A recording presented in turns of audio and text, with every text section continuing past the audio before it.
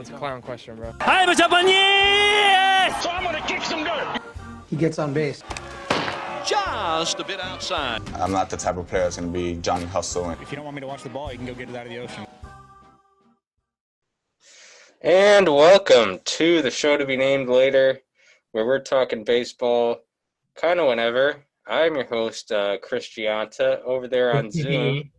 As you can see on Zoom on YouTube is Daniel Curran. How you doing, Daniel?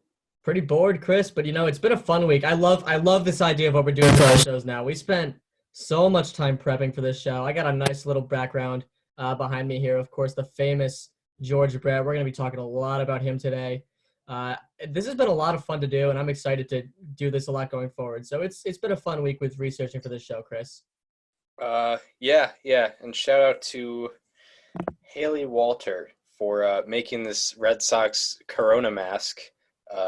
She's someone in the town of East Haddam, if you're local. She's a fashion designer. I don't know where I can plug her, but that's the person who made that. And stay safe, guys. Socially distanced.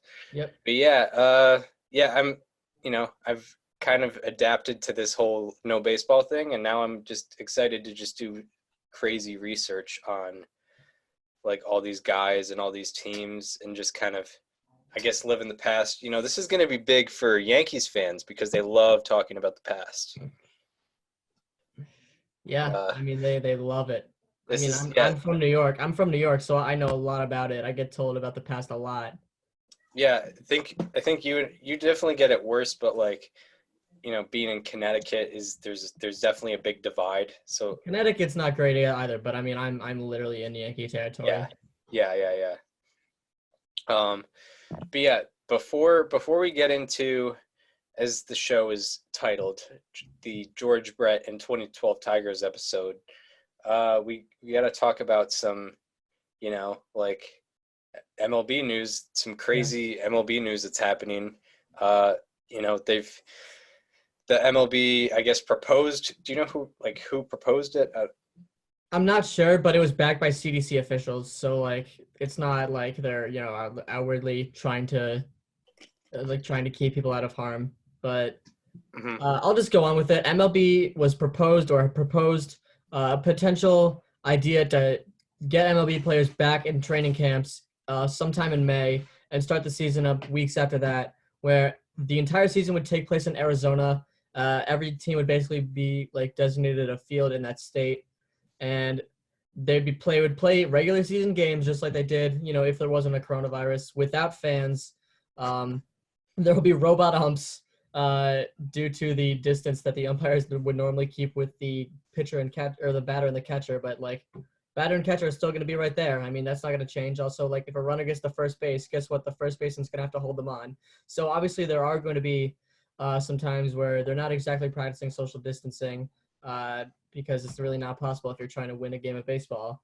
But one place they will be practicing social distancing will be in the dugouts, or should I say out of the dugouts. That's right. In the new rule, players will be sitting in the stands, the empty stands, of course, because there's no fans. And they will be basically watching the games like fans, but with their bats, with their helmets, whatever they need. It's going to be weird. If this happens, I honestly, gut reaction, I don't think this happens for a variety of reasons that I can get into a little bit later. But Chris, what were your initial thoughts of seeing this? Yeah, I didn't look into it too much. It just really does seem kind of like a pipe dream. There's just so many holes in this thing. But there's two ways I look at it. A, I'm glad, they're pushing for, baseball to happen. Yeah. Or it to be the only sport going on. But B, it also makes me realize if this is their proposal and they're going to start in May, then the likelihood of them actually having a season is probably low, because if the option was, okay, you can have this weird whole thing with a ton of risk factors starting May 15th, or, you can start a regular season on July 1st, let's say, they would probably go with the July 1st option for sure, but I don't think that option is there, so they're going with this weird kind of plan. So you mentioned there's a lot of holes in this plan. The number one being that for isolation purposes, players will basically like live in hotels. They won't really be allowed to leave. And this means they can't see their families. And like, imagine, they start the season in May. You go from May to September, maybe even October. If you make the playoffs, you can't go home and see your family. They can't come up and see you. Like, that's like no players with a family is going to sign off on that. Like, imagine having kids and you cannot be there for 6 months because you're trapped in Arizona. Like, that's not fair. And that's, I think, the number one hole is that, like, if you're not going to let families there, then there's absolutely no point of doing this because no one's going to want to do it. It's inhumane pretty much. And it's just not, it's not going to work like that. Yeah, it's not good for the player's mental health or physical health whatsoever. No, we can't. I mean, if like they limited attendance to just families, then I could definitely have a better idea of this.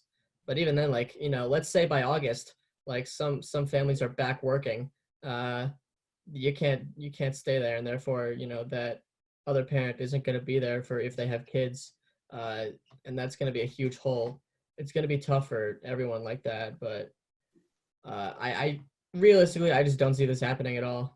It's a fun proposal, and I'm glad that MLB obviously cares about trying to get baseball back, no matter what the cost, but it's not going to be at this cost. I can't imagine. And I also think about, like, I guess it would be kind of a rarity, but say a player gets injured, it's like a broken bone or something, like, you don't want, if you have coronavirus in Arizona and you're in a hospital. It's not like it just doesn't exist there. Like, there's plenty of coronavirus cases in Arizona too. They're not going anywhere where they're safe from all that. Yeah, you don't want to be in the waiting room because freaking you fractured your hip. Yeah, because like Josh Rutledge, is he still playing the league? I don't know. I was trying to use a random player. I just remember he was traded for Shane Victorino. Yeah, but yeah, if some just random guy gets a hip fracture or tears his ACL for some reason, like, that's just not good for awareness of the disease or the. One more thing is that if you're going to be playing in Arizona in an outdoor stadium in the middle of August, like that just goes without saying. Like, it's got to be 120 degrees out there. You're going to be wearing baseball pants, and that's going to be an everyday thing. Like, no one's going to want to do that either. I mean, there's a reason, Chase Field has a roof. There's a reason the Rangers just tore down their beautiful ballpark because it didn't have a roof and no one wanted to play outside in that weather. Yeah, and you also have to think, like, there's going to have to be teams playing multiple games on a field, so of course you're going to have day games. Yeah. For sure. And I've heard about, like, Chase Field having to have, like, triple headers because, that's probably where everyone's going to want to go. Yeah. This whole thing kind of just seems like an idea and nothing more than that. Maybe it's like MLB saying, like, hey, look, we're trying. Here's an idea that we're not actually going to put real thought into, but, like, there it is. We're thinking about it. Or, like, for anyone complaining about having no baseball or anything for coronavirus, here's what we would have to do if we wanted to do it. Like, that's exactly. You can't. This is why it can't happen. Because, and, like, trust me, I want baseball back as much as anybody else. Like, I miss it. I wish we could have a season right now, but at the same time, we have to keep people safe, and this is not going to do it. And it's also just not going to benefit really anyone on a personal level at all. Yeah, it's interesting, but yeah, that's pretty much all we have to say about this new proposal. Yeah. It's probably it doesn't really get my hopes up about having a season here, but yeah, it's just tough. What percent chance would you put on this actually happening? I'd say like 2% of the thing in Arizona Arizona. Proposal. I cannot see it at all. Like, I would say 1 out of 200 would be like 0.5%. Yeah. Okay. I guess I'm 4 times as optimistic as you. Yeah, I guess that's how you put it. It's Thanks. still very minimal. Really good with baseball statistics math. Yeah. Well, yeah. So on a more, I guess, positive things, because anything current in baseball is just kind of bad. Even the outside of coronavirus things is like all anyone can do is get a surgery now. So we can get away from that stuff. We are going over the Entirety. career of George Brett. A Hall of Famer.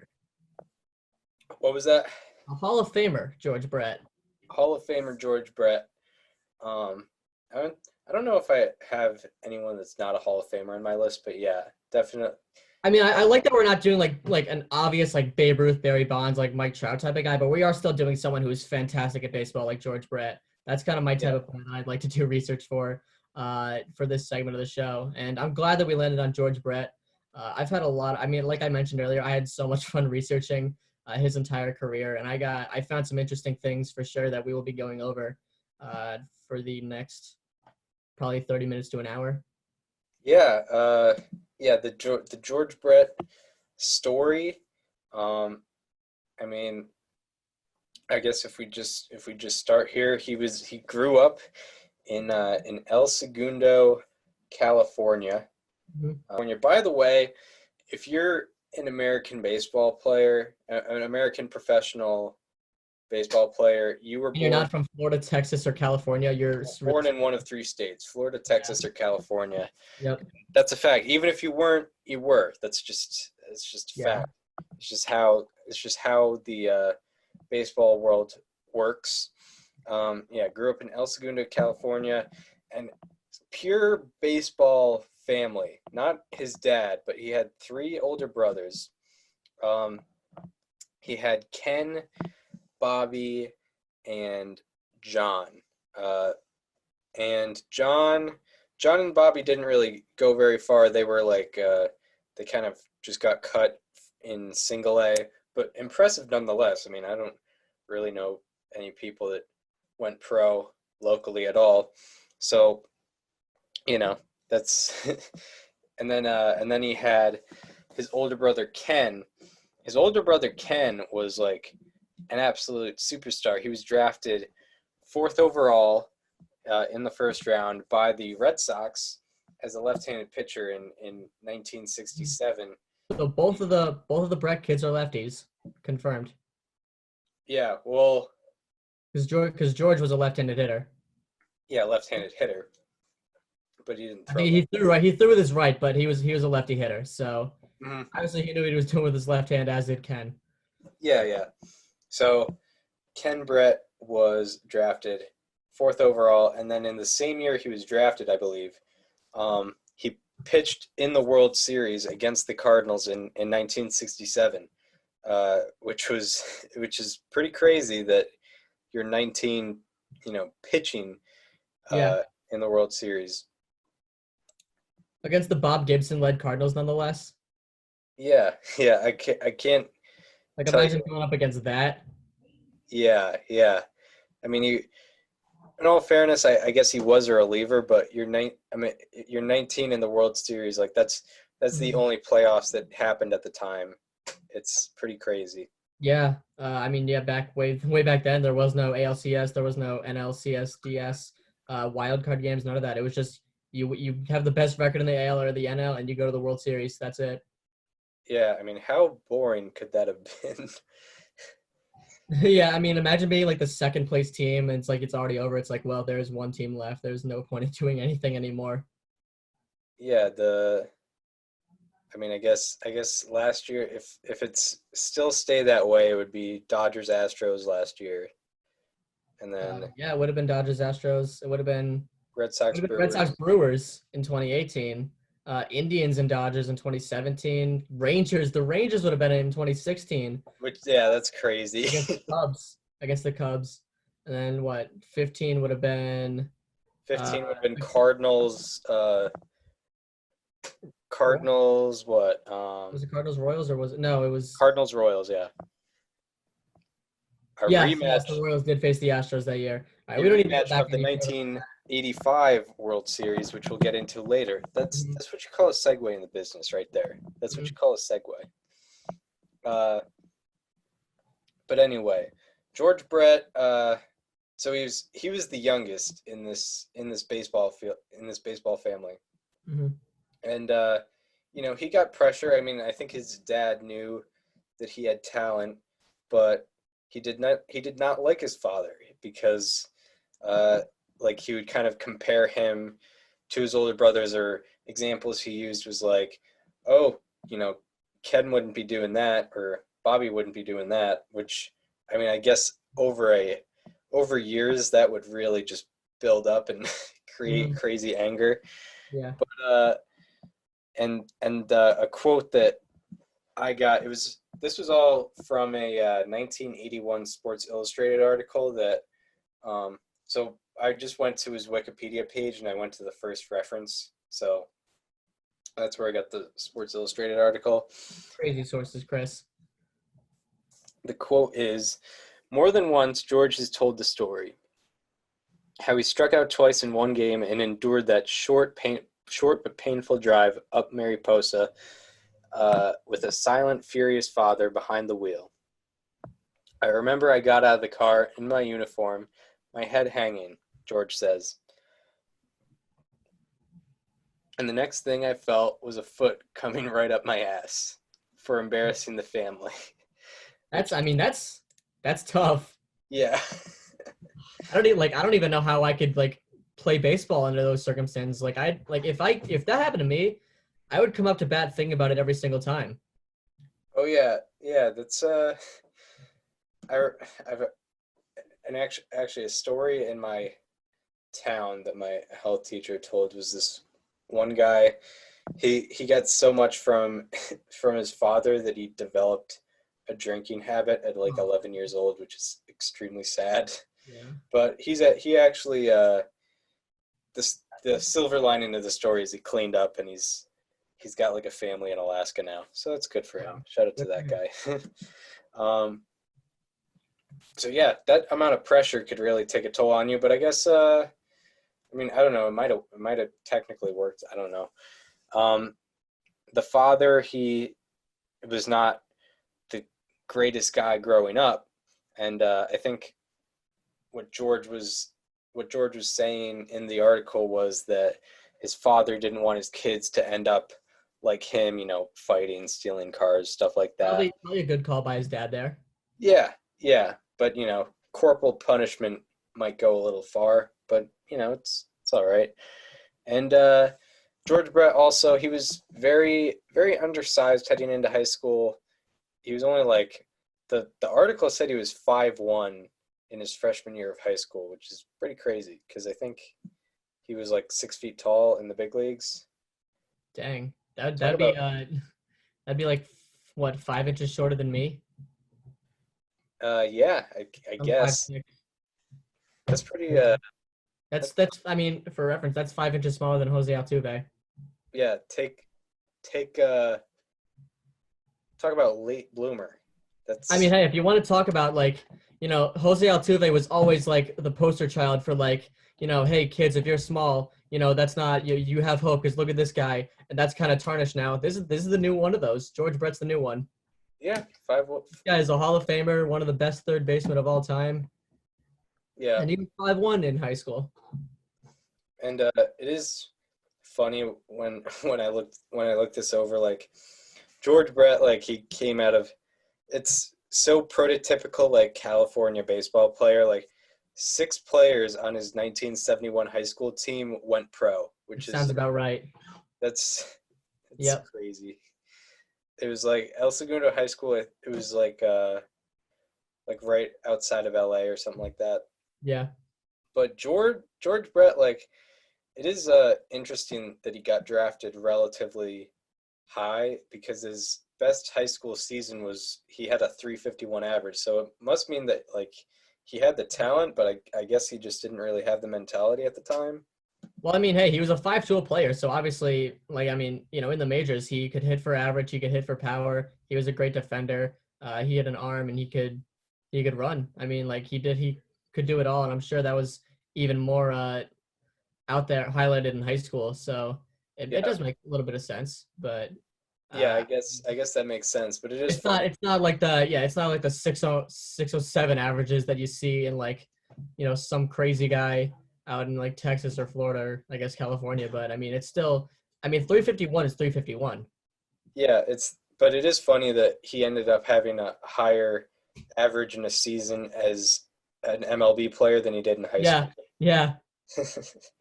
That's that's something. But then he ends up getting drafted in the second round, 29th overall, because I guess there were only 24 teams at the time. Mm-hmm. So hey, your team probably passed on George Brett. If you're watching this and you're not a Royals fan, just live with the discomfort that you guys probably could have drafted George Brett, but you didn't. Yeah, unless you were a Mariners, Rays, Rockies. Yeah, exactly. Team that wasn't around, Diamondbacks. Yeah. Diamondbacks, other teams, and then yeah, that's George Brett coming up. Grew up basically entirely in El Segundo, California, and then he I guess he had for a guy who was drafted out of high school, didn't have the longest minor league tenure because he got called up in 1973. So plate appearances. Yeah. So, in his first year, he didn't hit the rookie spot yet, but in his first year, he goes 5 for 40. But no one really cares about that. It's now we go into He was getting some experience year. before the next season. Yeah, where he does all right. I mean, by the old school standards, he hit 282, which isn't bad, but he didn't walk very much. Only had a 313 on base percentage, 363 slugging for a 676 OPS. But a guy that you could have at the top of the lineup, I guess. But he was sorry, I had chicken parm before this. Can lead to some weird gastrointestinal stuff. But yeah, his rookie season wasn't, I guess, the best representation of him, but he kind of finished third in the Rookie of the Year voting. Yeah, finished third in the Rookie of the Year voting. Played lost that year. Played 133 games, but then everything starts coming together in 1975. And I guess you can break down George Brett's career into kind of different eras, I guess. And we're gonna also get into the postseason stuff later. Chris, real quick, the two people that George Brett lost to in Rookie of the Year voting in 1974, Mike Hargrove from Texas and Bucky Dent from the White Sox. Oh, Bucky Dent. Yeah, heard that name before. Bucky Dent. Yeah. And yeah, he made his debut at 20 years and 79 days old. So yeah, pretty young guy coming up. Couldn't legally drink. Could not, or maybe he could. I don't know. I think laws were a little different back then. Maybe we'll look into that more. Yeah. And today he wouldn't be able to. Shout out to Mothers Against Drunk Driving and spiking up the legal drinking age.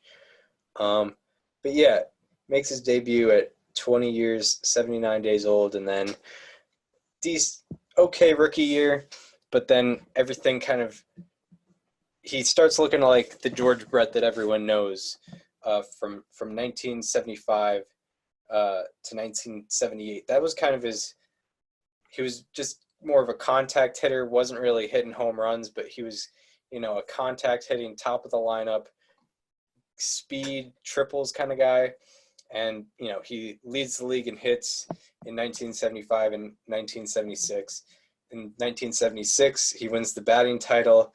Also in 1975 and 1976, led the league in triples.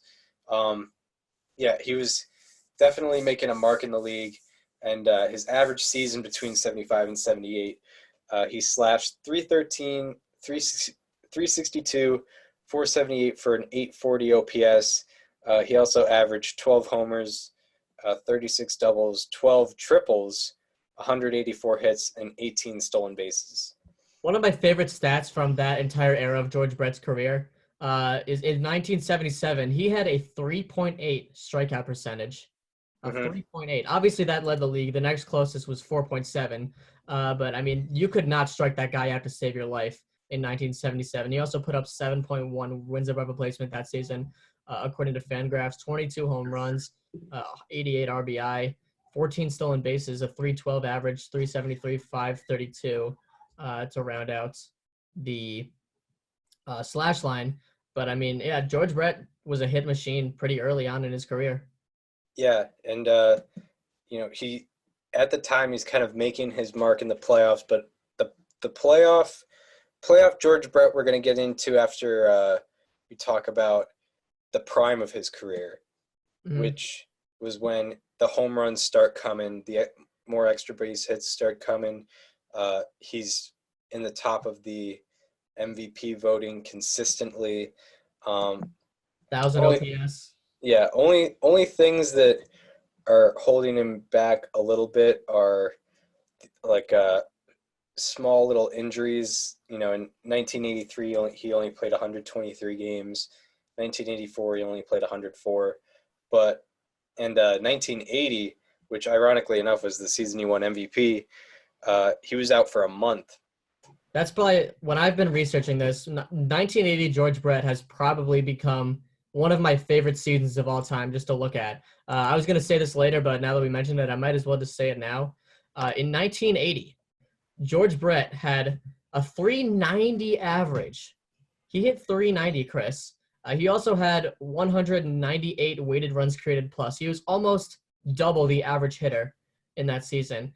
And since 1942, George Brett's 1980 is the only season in the history of baseball, or at least since 1942, to have a 390 average and 170 weighted runs created plus, and he had 198. He beat that by 28 points. Yeah, it's something to cherish, and when you just look at even like RBI, he averaged more than an RBI per game, which is wild. That's insane. I mean, that's insane to consider. And you have to, and once again, like, he missed a month. He played 80% of a season and was still that good. Yeah. Actually, I didn't even put it in the prep sheet. It makes me wonder what his average with runners in the scoring position was. But also, like, if you just go so his prime was 1979 to 1985, 7 years of just pure dominance. Production, like probably high 8s, low 9s to 1,000 OPS. How about 1,118 in 1980? Dude, do you want to hear his 1980 slash line with runners in scoring position? Oh, please tell me. So in 166 plate appearances with runners in scoring position, he hit .469 with a .542 on base percentage and an .815 slugging percentage for a .1358 OPS. 1358. Yeah. Wow. I mean, big time players have big time hits and big time moments, and that is George Brett in his prime. Yeah, and we're gonna get into that, but just going through those seven seasons. Also, between 1975 and 1979, he led the MLB in triples. He was also 5th in hits and 5th in average. But in that prime, between 79 and 85, he slashed 324, 393, 551 for a 944 OPS. In that time frame, he was 4th in wins above replacement, according to Fangraphs, 3rd in average, 4th in on-base percentage, 2nd in slugging, and 2nd in OPS. He was 2nd because of a guy named Mike Schmidt. Sure. That's maybe the greatest third baseman of all time. But yeah, he was insane. And 1979, he leads the league in hits and triples whilst hitting 23 home runs and getting a 939 OPS. But of course, 1980 is the season to remember. That's the anomaly. Hmm. And And in our lifetimes, we might never see something like that from anyone, especially someone who misses a month in a season. I mean, 390. Like 390 alone is the only person since Ted Williams hit 406 to have come that close, other than George Brett, is Tony Gwynn, also in a shortened season. Yep. And Don't see anymore. then 1981. I mean, he was injured, and also there was a strike, so we only played 89 games. Had an 846 OPS. Still put up 3 wins above replacement, though. Yeah, and also got MVP votes. Finished 27th in that race. Mm-hmm. And then 82, 884 OPS. In 1983, he probably would have been more in the MVP race if he didn't play 123 games, but led the league in slugging percentage with 563, and also led the league in OPS with 947. But 1983, people might remember George Brett's 1983 season For for one particular game. one particular Or game. maybe 2 particular days, one particular game. Yeah. So, yeah, you see Daniel's. Did you hear that audio? By the I hear way? the ad in the background, yes. Of Yeah. course, the famous Pine Tar game. You can't go into the baseball lore of history without hearing about this one. This is something that's never happened before. It still has not happened since. I guess even Michael Pineda isn't even on the same magnitude. That's really the only big Pine Tar incident that ever happened. But George Brett, hitting at Yankee Stadium, smothers his bat in Pine Tar. I mean, just covers it head to toe with, of course, Pine Tar. Obviously, not that gives him it's not like the same effect of steroids or it makes him a better player. It just gives him a better grip on his bat.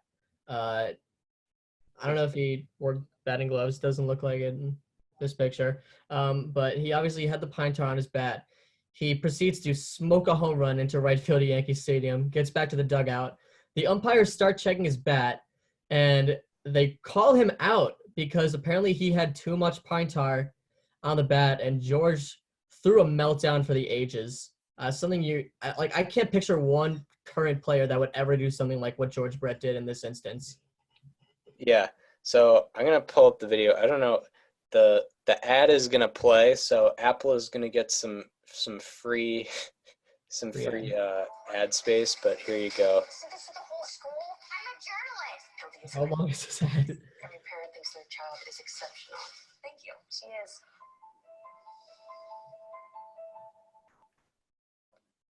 Shout out to Apple TV for that one. But yeah, I'm gonna screen share here. Yes. I've never done this before. What? You got to go down, click screen share, and then your tab should be open. You just click on that. Your YouTube tab that's open.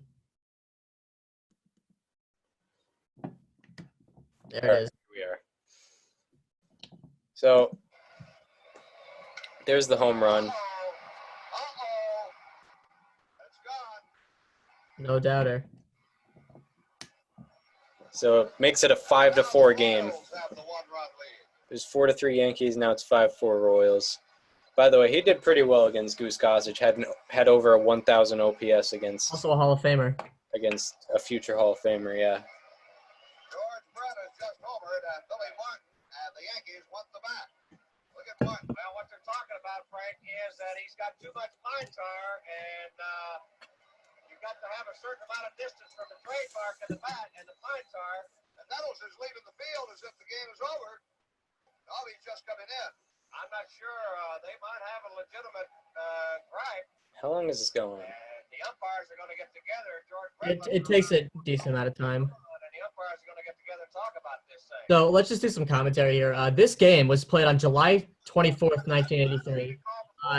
This controversy was so insane. The Royals played it under protest. They ended up postponing the game for another month because of this rule. About the trademark, and I can't tell from here because everybody's. I mean, like, I Chris, cannot what do you think it would take, like, in today's MLB to have a call that itself delays the game for a month? Like, what would have to happen for that? This is going to be an interesting call.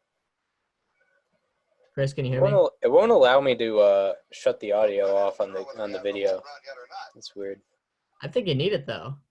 Like you need the audio of George storming out of the dugout. About this, and Well, yeah, but rules just that for our commentary. See where the pine tar, see the label? The trademark is? Now I The can't. brown substance there? Oh, maybe. It does look like it. That's pine tar. It looks like it is. Now, you are not allowed to have that pine tar up that far on the back. And Billy Martin managing the Yankees there. Yeah, it sure is. Which might be an important decision. First time in a long, long time I've seen the umpires huddle this long and have a meeting over it. We're going to see what's going to happen. They're going to. Now that is the plate umpire. Here Kevin comes Mullen, the with decision. bat in his hand. It's got a cross home plate. Cross home plate. Oh All boy. I've never seen this. I never have either. I don't know what they're measuring. They might be going to. Wait for it. Boom. And here he comes. Here he comes out of the dugout. Team it back. He is out and having to be forcibly restrained from hitting plate umpire Tim McClellan. And the Yankees have won the ball game 4-3. That was the final out too. Yeah. Illegal bat. Along with the illegal substance on the bat. Like I said, I have seen this before, Frank, and Gaylord Perry just took the bat away from home plate umpire Jim McClellan. He's going to take the bat. They're going to take it so they cannot take it into the American League office or wherever they take it to Big Simon. Well, a Yankees security person and one of the umpires quickly are chasing whoever has the bat. Jose Martinez is holding Brett. Bobby, I've never seen this in my life. Well, I've seen players called out for using an illegal bat. All right, so going off of what I just said, Chris, I asked you this while the video was playing. What do you think it would take in today's MLB to have a game postponed for a month because of a call like that? A call. Yeah. I mean, really, I wish I had something that I could. I don't have anything. I think they've sort of polished the rulebook up. But one of my favorite things about this game, obviously, as you saw, the Yankees won the game after that call was made because that was the final out of the ninth inning. The Royals put that game under protest. They actually won, which you never see. And they got to resume the game on August 18th, just under a month after the initial game was played. And the Royals ended up coming back and winning on August 18th. They won 5-4 because of the makeup. So because of MLB making that decision, the Royals won an extra game that year. The Yankees lost an extra. Yeah, and yeah, I looked up the situation. Apparently the guy reviewing it, I think his name is John McPhail with a PH. Yeah, that's what I'm seeing here too. Yeah, and I didn't even know that the pine tar rule was so that the ball wasn't discolored. I thought it was because of grip, but apparently it's illegal. I mean, that's why it's used. That's why. Yeah, I mean, yeah, I thought it was just like excessive, I guess, or but apparently it's just because it kind of ruined the ball. So like it didn't have anything to do with George Brett actually hitting the home run. And not only that, but like George Brett's not going up there like I'm gonna put pine tar on this so it ruins the ball. Like that's not his intent. Yeah. I mean, Who's doing that? That sounds like some Trevor Bauer type stuff. Yeah, that was like the funniest thing about it is it didn't really matter that much. I mean that line of thinking really doesn't exist among players in 1983. Yeah.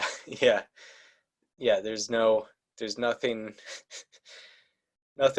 with that. But yeah, that was a highlight of the 83 season. Yeah, that's the highlight. Like of all of MLB, really, not even just like the Royals, not even just like George Brett, like the whole MLB in 1983 was like the pine tar game. Yeah, I mean, it's still talked about on a daily basis. I've seen, Chris Russo on High Heat going over that whole thing before. Yeah, I mean, yeah, I guess in a year where like the Orioles won the World Series, I mean, does it really matter? I don't know. Well, they had some people that we're not going to talk Eddie about. Murray. So this is a George Brett You wanted to lead into his playoff moments, Chris. Well, some last facts of this prime era was, he led in slugging and OPS in 1983, had an amazing 1985 as well, where he won the World Series. Yeah, he won the World Series, and just in the regular season, he finished second in the MVP voting. He slashed 335, 436, 585, and with a 1022 OPS and as well as OPS, 168 weighted runs created plus 8.3 F4. And for the basic stats, 30 home runs, 112 RBIs. So nothing. And 108 really, runs scored. Yeah, 108 runs scored.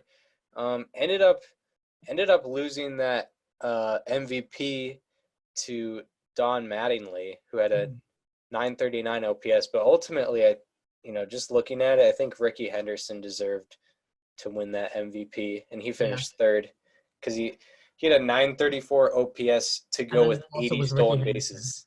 Yeah, to go along with his what was that, 984 OPS?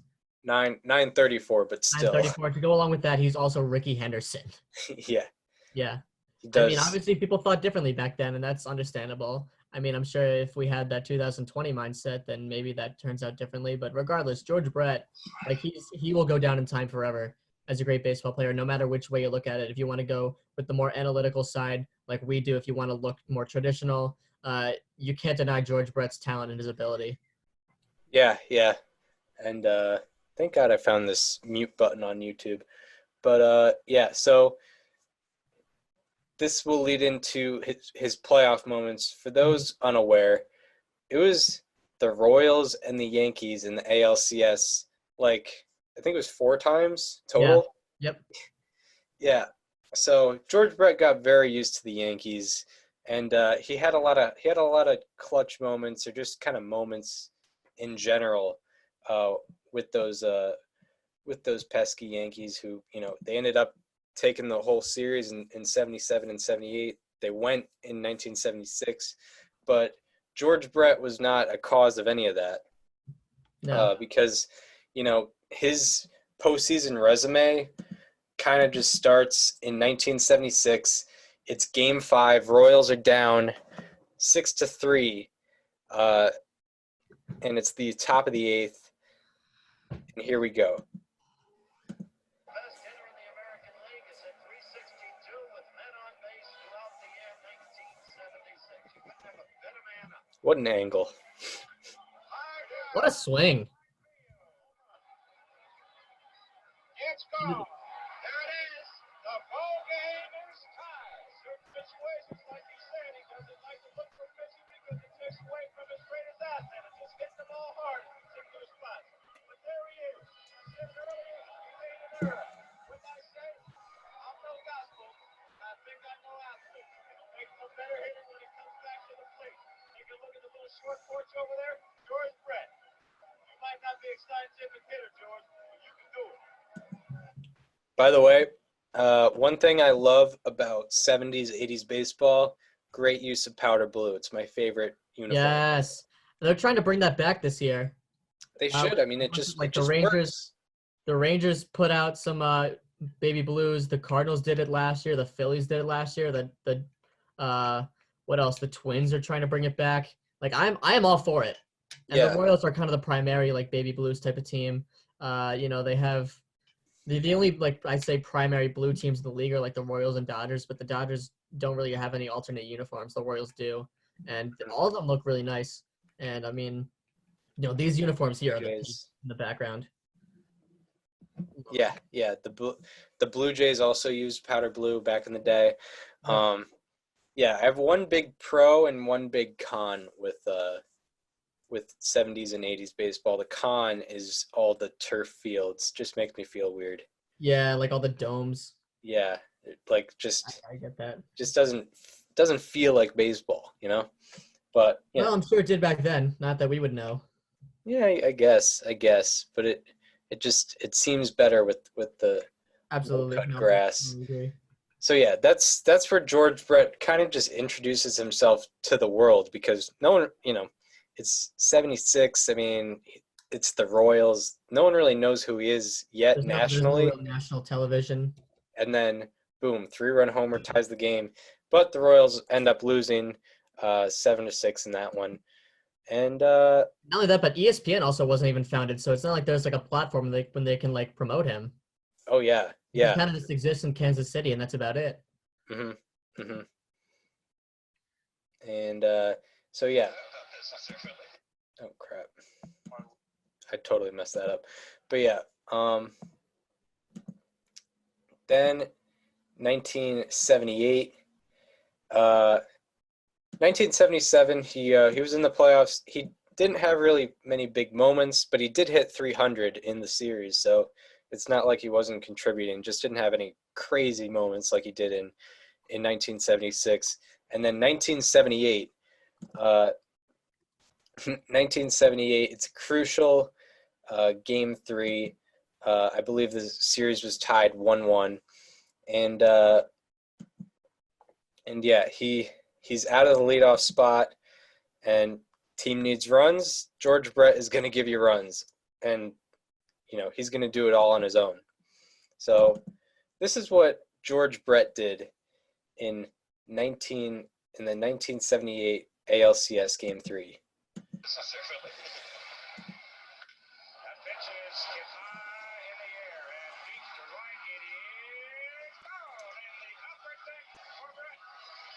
always nice to brief you folks in advance. The very thing we were to.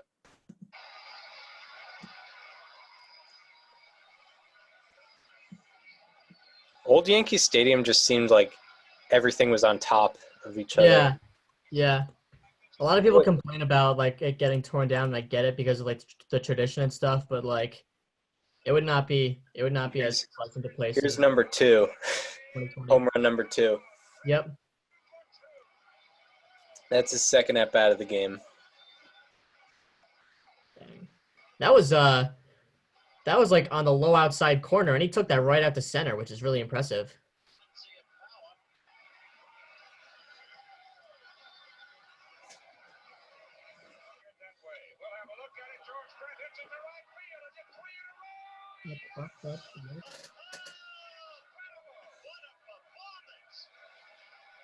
That what a performance call you can hear on MLB Network's like their intros. They have that.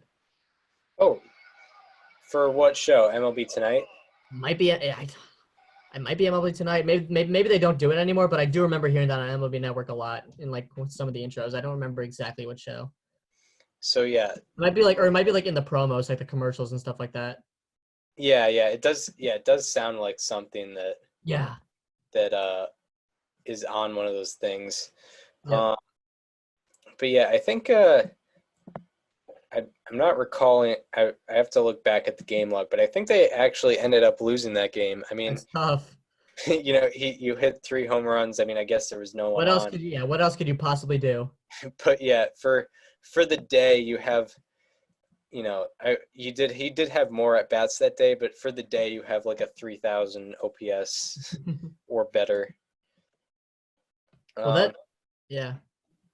Go ahead. Yeah, no, I was about to add a point, but it wasn't valid. So go ahead. It's your turn. Well, okay. I'm looking for the result of this game because I'm actually kind of curious. I mean, the people in New York got a real good sense of who he was. Like he was like the first, or not, I guess the first, but he was a bona fide Yankee killer. Yeah, he was. He was basically like David Ortiz is looked at now, kind of in a way. I guess like Ken Griffey Jr. as well. Yeah. Ortiz was mostly in 04, but yeah, Ken Griffey kind of turned it up. 1978. Yeah, they ended up losing that game 6-5. Were they all solo home runs? Yeah, they were all solo, which is understandable because he was a leadoff hitter at the time, and I guess no one in the 7, 8, 9 spot was going to get on. And yeah, they lose the series in 4 games. That's three matchups in George Brett's career against the Yankees in the playoffs, 3 losses, and definitely not George Brett's fault. I mean, No. in the 76 series, he had a 1254 OPS. In the 77 series, he had an 833 OPS. And then in the 78 series, a 1444 OPS, which, you're doing everything you can. And then, but then in 1980, the tides are a turning, because in 1980, they're going to New York again, but I believe they have a better record than New York this time. But yeah, they win their first 2 games against the Yanks, and then they're down. They're down in Game 3, down 2-1 in the late innings. They bring in Goose Gossage, who, Goose Gossage is an established closer. He's a Hall of Famer. Yeah, That's all you got to say. And this is Goose Gossage pretty much in his prime. Mm-hmm. And this is before the Pine Tar incident as well. So Goose Gossage versus George Brett is a great matchup of just like hard, tough personalities.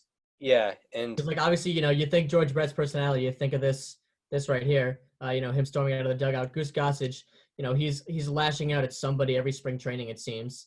Whether he's going at Cashman, whether he's going at, the commissioner, whoever, he always says something at spring training that just gets him in the media. It's never anything positive. Yeah, I think he's gone off on millennials in general as a generation. Yep. Yeah. So yeah, here. Fantastic pitcher, but he's also the old man yells at cloud type of guy. So George Brett versus Rich Gossage. First pitch of the at bat. Set by Gossage. Hammered. Up the upper decks. And Brett has taken the Royals and put them in front. Put them in front here in the 7th inning. The Royals now lead it 4-2. And a stunned crowd here at Yankee Stadium in New York as Brett being patted on the back by Cody McKenzie and the welcoming party at home plate as the Royals lead by a pair of runs. The blue pants, I love it. So yeah, that's Game 3 of the ALCS. They win that game. Finally, when George does something good, they finally win a game, and they've won the series. They are in the World Series against Mike Schmidt and the Phillies. Against a great counterpart. Basically the two primary third basemen of the '80s, George Brett and Mike Schmidt. And fittingly enough, both won the MVP that year in their respective leagues. But unfortunately for George Brett, they end up losing the series in 6 games. Mm-hmm. Brett, he didn't have the clutch home run moments, but he did hit he had 370 in the other series, but I think he still had pretty good numbers in the 1980 World Series. I think it was more pitching to blame than hitting per se. So yeah, that's him. George Brett in the 1980 World Series. He had 375 in that World Series. Yeah. Okay. So OPS and 1 home run. Yeah. So he was clutch, and it continues later on in his career. In the 1981 playoffs, he didn't do great. That was the one where they got him. That was the Oakland. And then 1984 also, they didn't do great, but the rest of the lineups didn't do great either. But then in 1985, the old George Brett shows back up. Mm-hmm. George Brett, that's also coming on the heels of a season where he had a 1022 OPS. He was second in the MVP voting. And then, game three of the ALCS. So they're down. The team is down 2-0. So they definitely need a win. You don't want to go down 3-0 because at the time, no one had come back from 3-0 before. At the time, that's just saying at the time. It's changed since then, but at the time, no one had come back from 3-0 in a playoff series. So, George Brett, you want your players to show up in a big game like this, and George Brett is your best player. So, you want that to happen after a 15-second ad from Invisalign. But yeah, This is the year. yeah. So, in the 1985 Royals, we'll get into this after these clips, but they were kind of a miracle team in a way. Well, yeah. All right, so let me screen share this.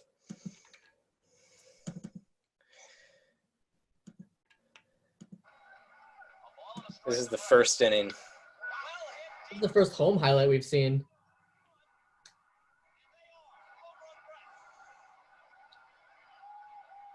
All right, down. All right, here they're down 5-3, in the bottom of the 6th inning. There's a runner on base.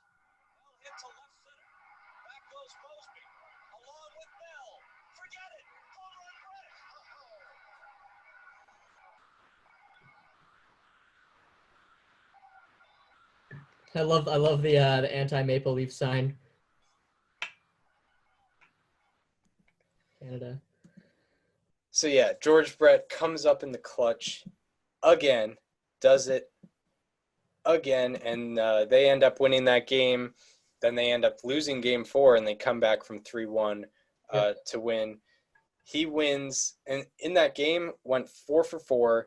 Obviously 2 home runs, 3 RBI, and in that series he won the ALCS MVP. For obvious reasons, he slashed 348, 500, 826 for a 1326 OPS. Usually that'll do it. Yeah, also 3 home runs and 5 RBI. Honestly, like when I look at like OPS, this is just a little side note. Barry Bonds' prime ruins like OPS. It does. Like every leaderboard, it's like, oh, there's Barry Bonds like 4 times. Well, yeah, and when I look, obviously George Brett had a spectacular ALCS, but on the Bonds scale, he's like right there with Bonds for an entire season. in his age 36 through 39 seasons, nonetheless. Yeah, George Brett's, best 7 games. He won MVP of a 7-game series. It was still 90 points lower. 94. Wait, what's the math? 1422 minus 90.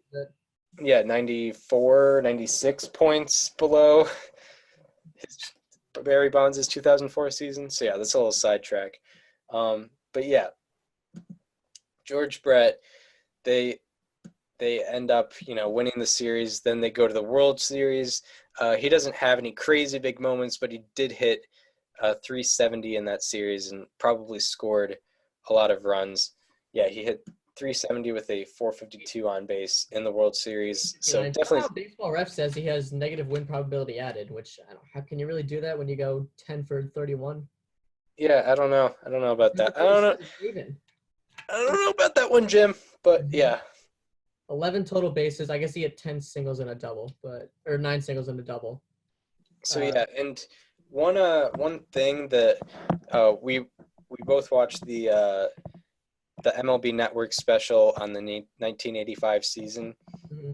The Royals were the only team in baseball history to come back from a 3-1 game deficit twice in one postseason. So that This team, I mean, much like their counterparts, the 2015 Royals, like absolutely resilient, didn't quit. Like that's kind of that's the embodiment of a great Royals team, and this one was led by that man right there, George Brett. yeah, it makes sense. And also that World Series had some controversy because It sure did. in game 6 there was a perhaps missed call. Yeah. Definitely, yeah. Well, it was a missed call. It was a missed call. It was a missed call, but it wasn't the only thing that there were other things that escalated after the call. It's like the Steve Bartman thing, like. Yep. Like, but I mean, it's the Cardinals, so it definitely doesn't carry as much weight as the Steve Bartman did, where it's like the Cubs went on 180 years. But my comparison is, yeah, Steve Bartman had that thing happen, but there were also a culmination. Yeah, like there was an error by the shortstop, I think. Yeah. You don't just blow a 3-0 lead because of one. Exactly, it's a lot. And one of my favorite stories that I've heard about that call was, okay, so for those of you that don't know, this was in Game 6. The Cardinals was this the 9th inning? Yeah, I think it was the 9th inning. It was late in the game. The Cardinals had a 1-run lead, and the last, or like one of the people from the Royals hit a ground ball to the second baseman or the first baseman or something like that. And, they throw the ball to first base, guy is out, or at least should have been called out, but the guy was called safe despite not being safe. And the Royals went on to get a base hit, come back and win the game. And a lot of controversy went on that play. And the Royals obviously end up winning the series in 7 games. And that's like a lot of sort of the turning point, I guess. And I watched a documentary about the Armando Galarraga perfect game, the imperfect game, as we call it nowadays. Of course, Jim Joyce making that similar call that cost a guy a perfect game. And I saw an interview with Jim Joyce afterwards where he was talking about that call, and the first thing he did was he called up that umpire. I can't tell you his name right now, but he called up that umpire and said, "Hey, I just made a call that'll make you forget what you did." That's crazy. Yeah. That's insane. Yep. Yeah, that's definitely. Worlds collide. Yeah. I mean, Like same type of play too. Exactly, for sure. Yeah. But yeah, and then the Royals just ended up crushing them in game 7. Just a 11-0 bludgeoning. But luckily the Royals were able to win that World Series because in George Brett's career, they did not end up making another postseason. I mean, if you're gonna end it one way, I wouldn't mind it being that. Yeah, for sure. But yeah, George Brett, a legend of the postseason. Chris, you have his slash line. Would you mind reciting that? So in the postseason, 337, he slashed 337, 397, 627 for a 1023 OPS. That's in 43 games, basically a quarter of a season. Plate appearances. And had 10 homers and 23 RBI in those 43 games. And for many of those games, he was a leadoff hitter. So 23 RBI is even more impressive. Yeah, exactly. I mean, really impressive player in the regular season, a really impressive player in the postseason. Yeah, even more impressive, which is hard to do when you're Mr. George Brett. I mean, so then probably getting pitched around a lot. Oh yeah, because obviously the best guy in the lineup. Mm-hmm. So then that's the second era of George Brett's career. So the third era is between 1986 and 1990. He was just kind of a consistency machine. He was just consistently like high 8s OPS. There's one outlier, but I'll just like list off his OPSs from 1986 through 1990. 881, 884, 898, 793, and then back to 902. And yeah, he also 42 games, and he also won a batting title that year. Yeah, also won a batting title in he won 3 of them. He won a batting title at age 23 and at age 37. Yeah, that's impressive. That's crazy. I wonder if that's like the Also, that same season, his age 37 season in 1990, he led the league in doubles, 45 of them. Yep. Led the entire MLB in doubles, yeah. Yeah. And obviously he was getting older in this 1986-1990 era, so made the switch to first base in 1987. This was also the year where his All-Star Game streak ended for 13 years in a row. Between 1976 and 1988, he made the All-Star Game, and then the year that streak came to an end was 1989, and that was the only time the Royals got anywhere close to the playoffs in this era. They went 92-70, and they were second in the AL West. Maybe if they had that record 6 years from then, maybe they would have gotten into the playoffs as a wild card team, but did not. There were only 4 playoff teams at the time in the MLB, and so kind of a what do you have on that era of George Brett? I mean, obviously every great player has their declines, but George Brett's definitely was not as steep as most. Like, you look at a guy like, I don't know, like Albert Pujols right now. Like, he's a great player, going to be a first ballot Hall of Famer, and right now he's like struggling to be a above replacement player. George Brett was not like that at all. I mean, in his last season, 266, 312, 434, 746 overall slash line. Obviously not exactly what you're looking for, but certainly not terrible. Like, that's definitely serviceable from a guy who's in his age 40 season.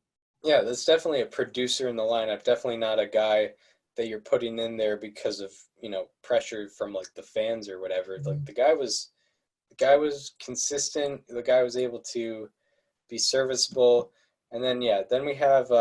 He also entered the 3,000 hit club during that time period. So then, from 1991 to 1993, he kind of gets into the ride into the sunset mode. He becomes a DH. His slash line from 91 to 93 was 270, 323, 411, 734, which is still, I think, still respectable, certainly. I think that would probably be like the above average, average in OPS. Yeah. During that time frame. And then in 1992, in one of the last games of the season, it was actually his 4th hit of the day. He becomes the 18th member of the 3,000 hit club, and we're gonna show you that here on the show to be named later. Thank God, with George Brett we have all the video, because not all the players on my list we have actual video of, which this is what makes this an extra special show today. Yeah. When we do our Old Hoss Radborn show, we're gonna struggle to find some video on him. Oh yeah, for sure.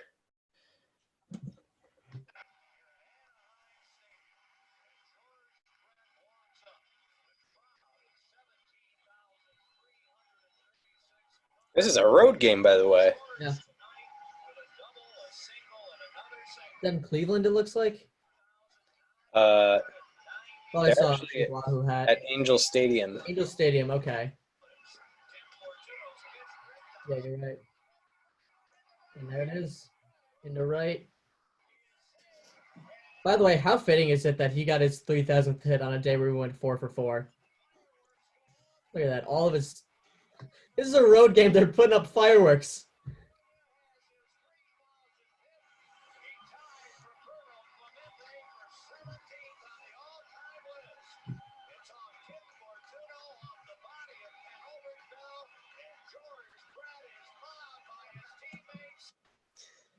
So yeah, there's his 3,000th hit. It actually kind of makes sense because there were probably some like high school teammates there, because he was like kind of I guess near where he was in high school. I know like LA is a big city, so it's not exactly. Well, they were the California Angels at that time, so obviously still in that area, but yeah. Yeah. So yeah, so Yeah, George Brett, that's in 1992. That's his second to last year. And then he climbs up the rankings in 1993, ends up getting 3,154 hits, which I believe is 18th all time right now. 18th all time. Yep. And then he actually got picked off after getting that 3,000th hit, which I'm not gonna show. It's like Biggio when he got his 3,000, then he got thrown out at second base.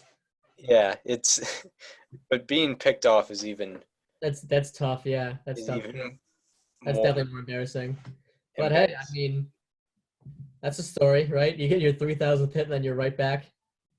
Right back in the dugout. But yeah, it was in the seventh inning, and I believe they already had a 4-0 lead, so I guess it didn't impact the game. And they weren't contending. No, and it was late in the season too.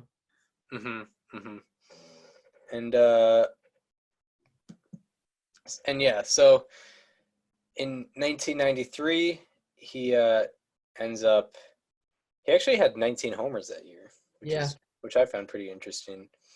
And yeah, then he retires. He gets a single in his last at bat. But and then he retires. And one interesting story that I learned in researching George Brett was that he pretty much created the phrase Mendoza line. Yeah, which of course is named after Mario Mendoza, guy who played. Honestly, Mario Mendoza is more famous with his Mariners career, but certainly, he didn't even play for the Royals. Yeah, I guess it was just career. Well, hey, his career average is 215, 245, 262, 507. Yeah. He was above the Mendoza line 1, 2, 3, 4 times in his 9-year career. Which is fitting. I guess it does make sense. Yeah. Yeah. So I didn't realize he created that. That's interesting. I'll continue on here. He was also inducted into the Baseball Hall of Fame, first ballot in 1999. He had 98.2%, which at that time was the 4th highest percentage that anyone had ever gotten. Chris, so in our whole 8-page prep sheet, this next thing you wrote here was probably my favorite thing in the whole prep sheet because I was gonna say this exact thing. George Brett is Royals history. Like, he is the embodiment of the entire Kansas City Royals franchise. He still is very much involved with them as like an advisor, things like that. But he leads the Royals in wins above replacement, offensive WAR, games played, at-bats, plate appearances, runs, hits, total bases, doubles, triples, home runs, RBIs, walks, singles, runs created, extra base hits, times on base, sacrifice flies, intentional walks, and win probability added. He is the embodiment of the entire Kansas City Royals franchise. Anytime you have a trivia question where it's like, what Royals player did this? What Royals player leads that? The answer is George Brett, unless it's single-season home runs because Jorge Soler just broke that last season. Yeah, Mike Moustakas broke it 2 years ago. Yeah, if it's career Royals records, odds are George Brett has it. And yeah, what angered me about I found it on Baseball Reference, and they had a couple random guys leading in like average and guys that were there for like 3 years maybe. That's annoying. I think it was like Jose Offerman. Wow. Who was a Red Sox player and has been referenced on this show that we like. But yeah, yeah, George Brett, yeah, he is Royals history all time. He is 18th in hits. He is 6th in doubles all time as well, with 665 total. And all time among third basemen, he is 5th in wins above replacement, and that's including Alex Rodriguez on the list, even though he was a shortstop for about half his career. So he's 5th in that category. And then also among third basemen, 3rd in hits, 1st in doubles, and 3rd in triples as well. So yeah, George Brett, very, very, very good. You have some you've got some particularly very good stats on George Brett, just as So reflective on his whole career. I got like 5 or 6 different really impressive statistics that I found on George Brett. From 1940 to 1985, George Brett ranked 3rd among AL players in WAR through their age 27 season. The only 2 people above him were Mickey Mantle and the recently late Al Kaline. We will get to him momentarily. But I mean, 3rd best AL player in WAR through age 27. I mean, he got it going really early. Age 27 is ideally like when you're supposed to start your prime. George Brett had already done a prime by that time, which is amazing. Only 2 players, this is on Baseball Reference, only 2 players in the history of the Kansas City Royals have accumulated half of what George Brett did for Baseball Reference wins above replacement. He had 88.6 BWAR. Kevin Appier and Amos Otis had 47 and 44.8 respectively. That's the only people that even got halfway to where George Brett was in Royals history. 5 of the 10 best seasons in terms of FWAR among Royals players belong to George Brett, and the top 3 were George Brett seasons. And George Brett. My last George Brett stat here is in 1980, of course, one of my favorite seasons of all time now. After returning from his injury, so he left on June 10th and he came back on July 10th. So he missed exactly a month. After July 10th, he hit 421, 468, 696 with an 1178 OPS after returning from injury. And one thing I should also mention is in that 1980 season, he was at 400 until I believe it was September 19th or September 20th. He was going to be the guy that reached Ted Williams's thing, but couldn't hold on because he probably went like 1 for 3 a couple of days. Yeah, brought his average down. Can't do that. Yeah. 1 for 3 with a walk. 1 for 3 with a walk. That's going to bring your average down, George. You can't have that. So that is George Brett. Chris, do you have anything else you want to add? Not much. I think we laid it all. I think we laid it all out there for the audience. The undisputed best player in Kansas City Royals history. Yeah, literally. It'll never go down that way. Literally, the Royals franchise started in 1969, and he was drafted in 71. Yep. So that's. Yeah, I mean, he is Mr. Royal. He is royalty. Yeah, and. Right? Yep. He's royalty. Literally. And it's sad like thinking. Literal baseball royalty, like team name aside. Yeah. That's George, the guy. Like, and a great name too, George Brett. George Brett. Just two love for, it. It's like, who, the guy from El Segundo, California, The guy who raced out of the dugout after smearing his bat with pine tar, that's George Brett. Freaking George Brett, dude. But yeah, it's sad thinking about it now, but in the age of where free agency is more popular and guys are getting more money, which is good, George Brett today, probably he spends 6 years with the Royals and then isn't really able to re-sign because the Royals are kind of a low-budget team, and then, he goes somewhere else, which is, I guess sad to think about, but, it's true because, you think about the latest era of Royals, the 2014, 2015 bunch. I mean, Eric Hosmer. They didn't necessarily have that type of superstar. Yeah, they didn't have a superstar, but they didn't really keep a lot of talent, and some for good reason. Like, for good reason, they let Eric Hosmer go. Well, sure. The only one that's really still kicking around is Alex Gordon. Yeah, Gordo. They were able to keep him around his whole career. He was always kind of high profile. Yeah. Because he was drafted pretty high. Mm-hmm. I'd like to take a break in between. Yeah. George Brett and let's pause the record. So we're gonna pause this recording and we'll be back in the snap of a finger. Welcome back to the Show to Be Named Later. I mean, that was a crazy quick break right there. I mean, everyone literally, I told you guys we were gonna be back in the snap of a finger. We were back.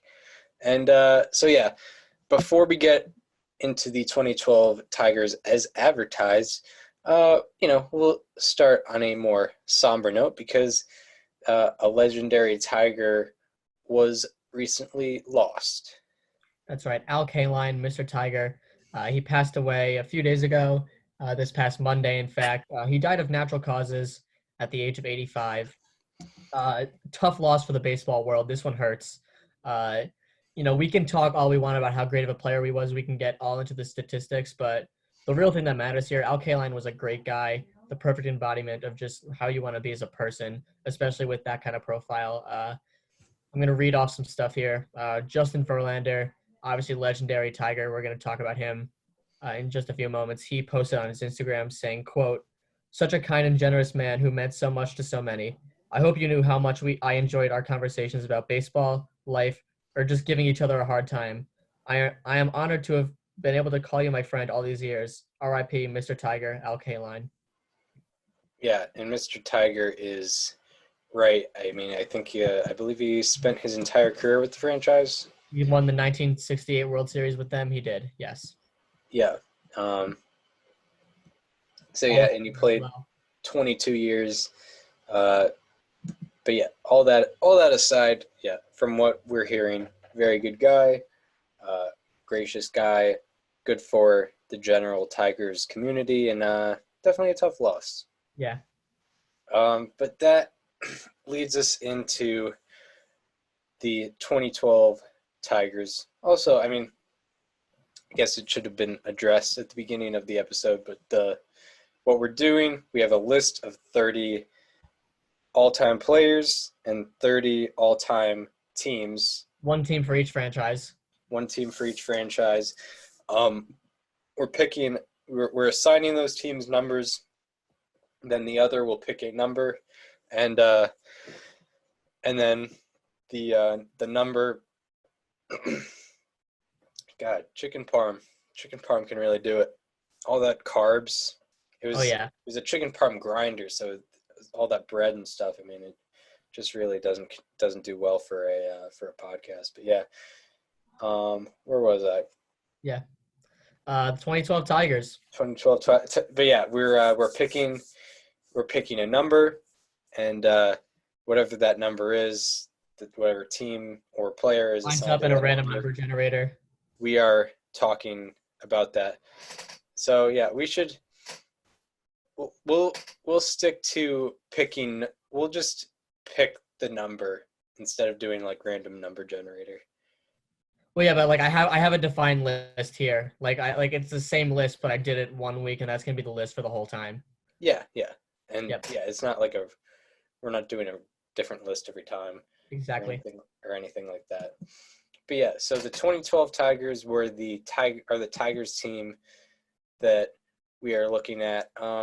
This is a team that was coming off of an ALCS loss to the Rangers, and obviously they wanted it bad. They wanted that title. Mike Ilitch was their owner. A lot of people sort of criticize Mike Ilitch for some of the stuff he did, but you got to credit that the guy wanted to win. He did everything it could possibly take to put a winning team on the field.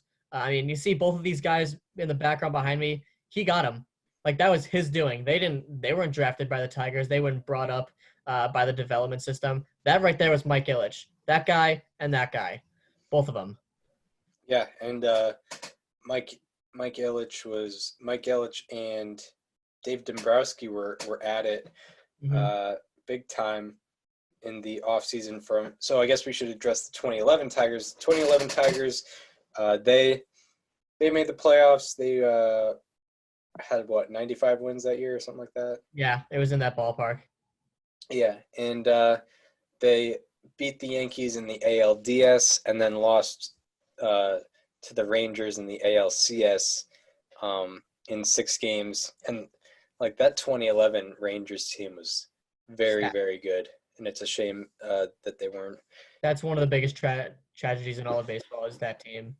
Yeah, I mean, like we might, I don't know, but we might have an episode on them. But you're talking about Beltre, Hamilton, Nelson Cruz, Mike Napoli, like at his best. Yeah, Colby Lewis, Elvis Andrus, like a ton of guys. Back to the topic at hand. Yeah. This is a team that wanted it bad, and they went out and got Prince Fielder. They signed him to a pretty big deal from the Brewers. He came over and kind of just continued doing what he was doing over in Milwaukee when he hit Detroit. We'll talk about that later. Yeah, it was 9 years, $214 million, and I believe they got him because the news about Victor Martinez being out for the year. I think that came out before, like in like December. I think they signed Fielder in like January or something like that.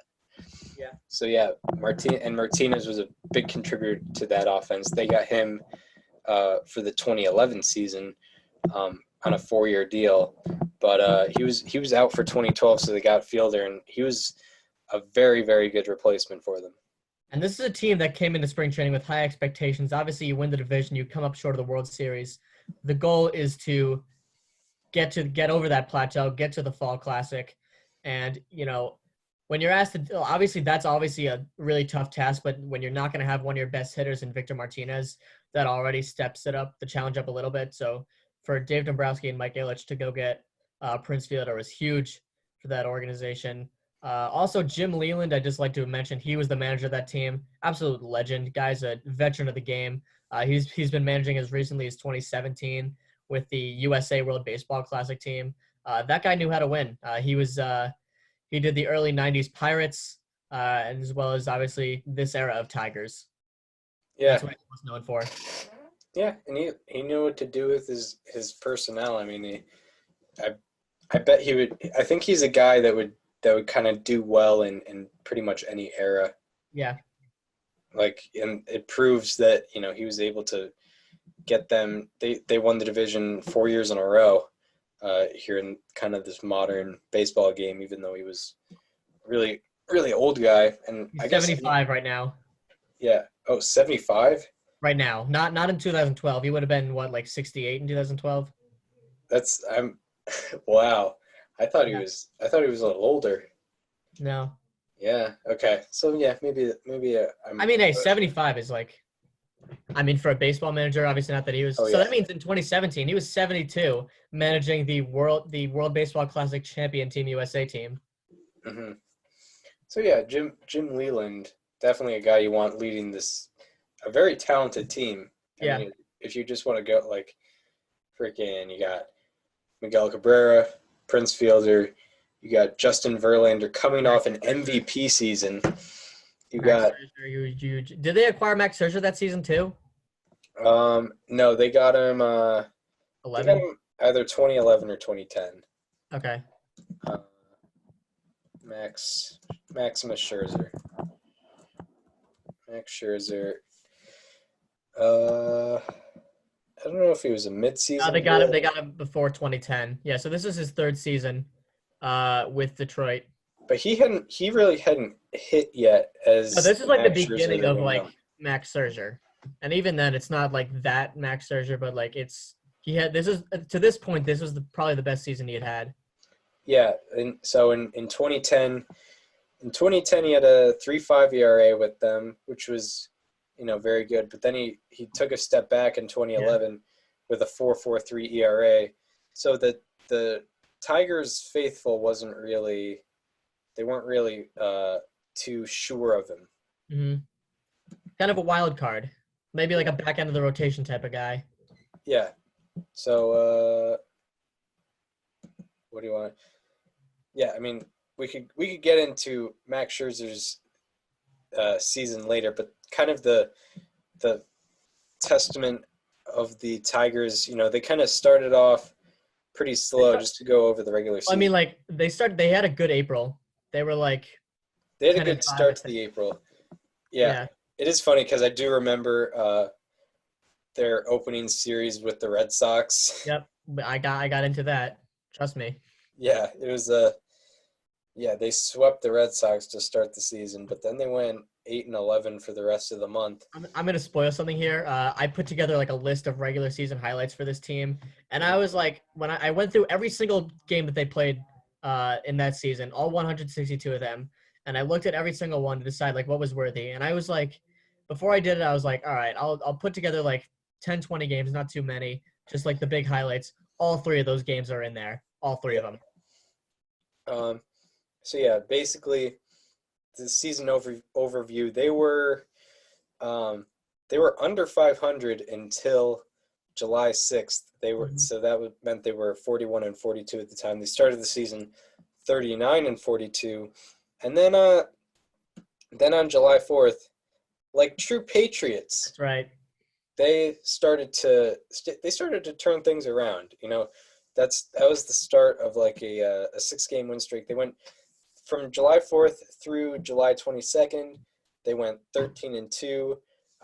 That stretch being 13-2, that brought them from 4.5 games behind in the division, behind the White Sox, to 1.5 games ahead.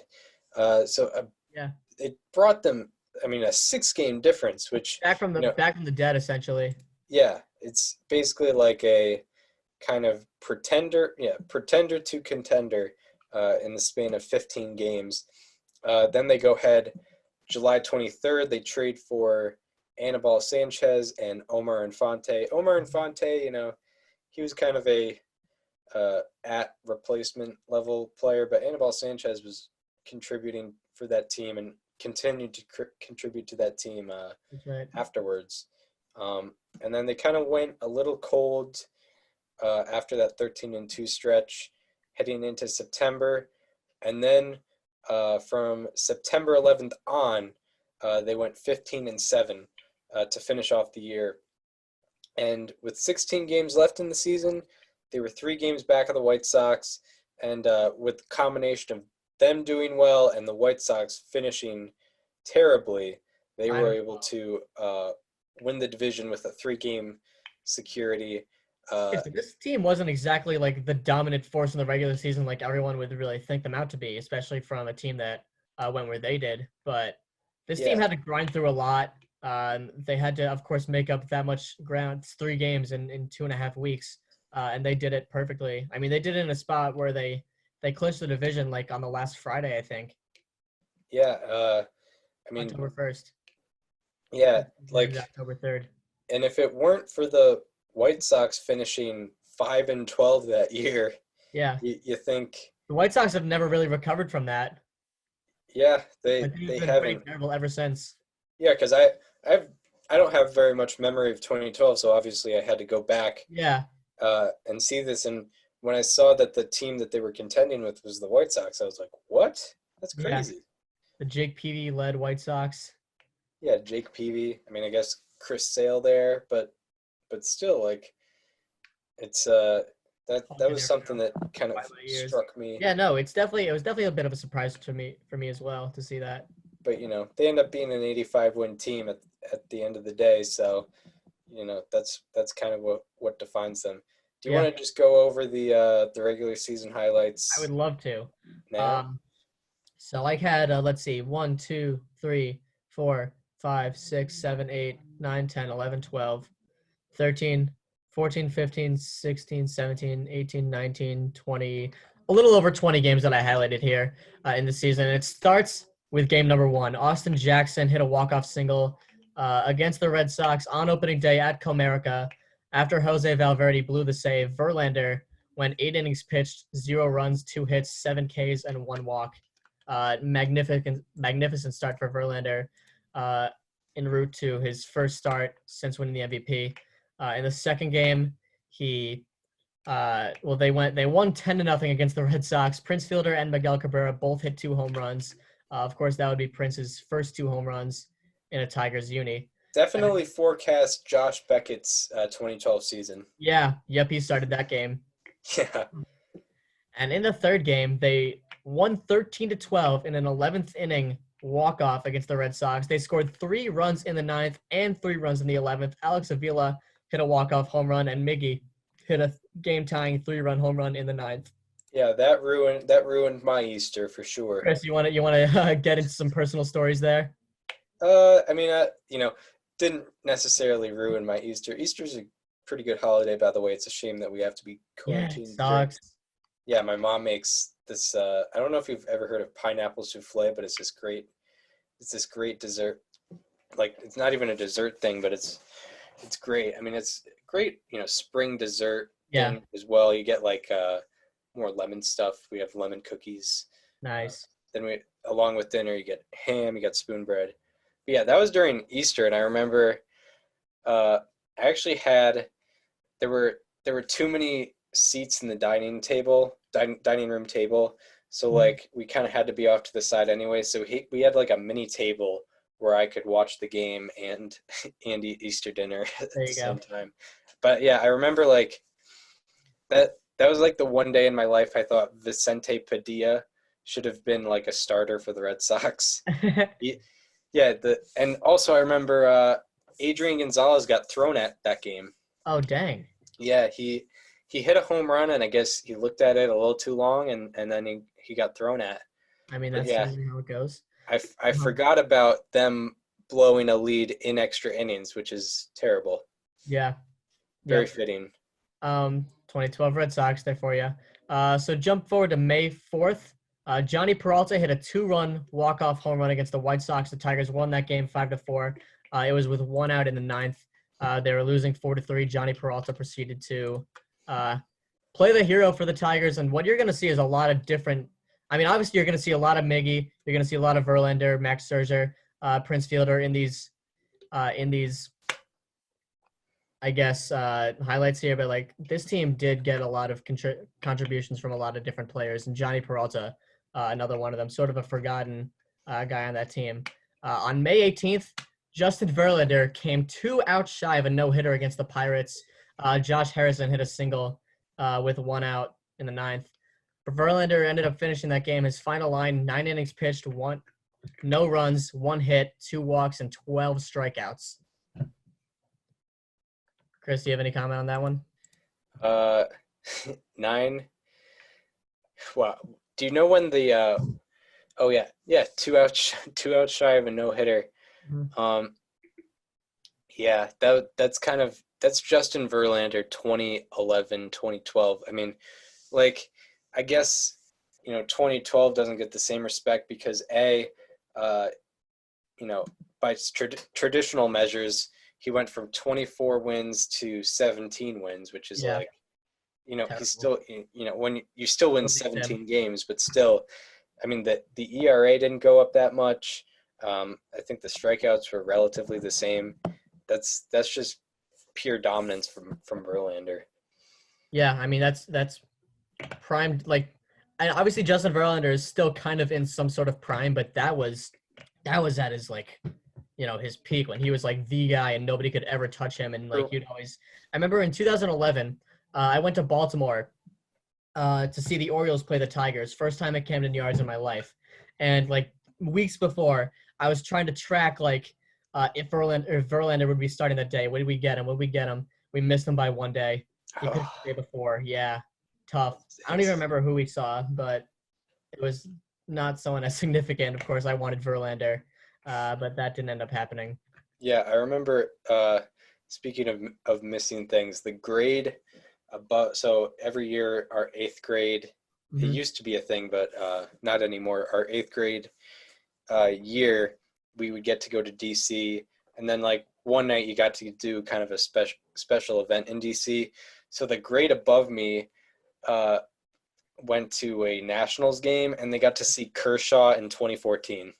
Wow. Yeah. Oh man. And I think he threw I know he allowed 0 runs. It might have been a CG shut piece. Oh, I saw Kershaw's CG shut piece once. Oh, Citi Field 2015. He had a perfect game going through 6, and then Curtis Granderson hit a leadoff single in the 7th. That's nice. That was like days before the Mets acquired Yoenis Cespedes. Going back to the Tigers, May 27th, a 4-3 win against Minnesota. In Minnesota, Miggy hit a 2-run go-ahead home run in the 9th. Obviously blown save against Minnesota. Comeback win. Going forward to June 17th, Max Scherzer. 8 innings pitched, 0 runs, 7 hits, 0 walks, 12 Ks against Colorado. June 17th, note that point. I'm going to point out later that's Max Scherzer's turning point. Yep. June 21st, for the sole reason if we need to get a 2013 Red Sox reference in here, Quentin Berry hit a walk-off single in the 10th against the defending World Series champion St. Louis Cardinals. Oh. Oh, yeah. Okay. in the notes you put in parentheses 2013 Red Sox, and I was like, wait, that this isn't 2014, but now I understand. Yeah. Now I understand what you meant by Quentin that. Berry. And yeah, Quentin Berry as well. That's the whole point. Yeah, at first I thought you meant like it was the Cardinals and because they faced but yeah, that makes a lot more sense now. Sure.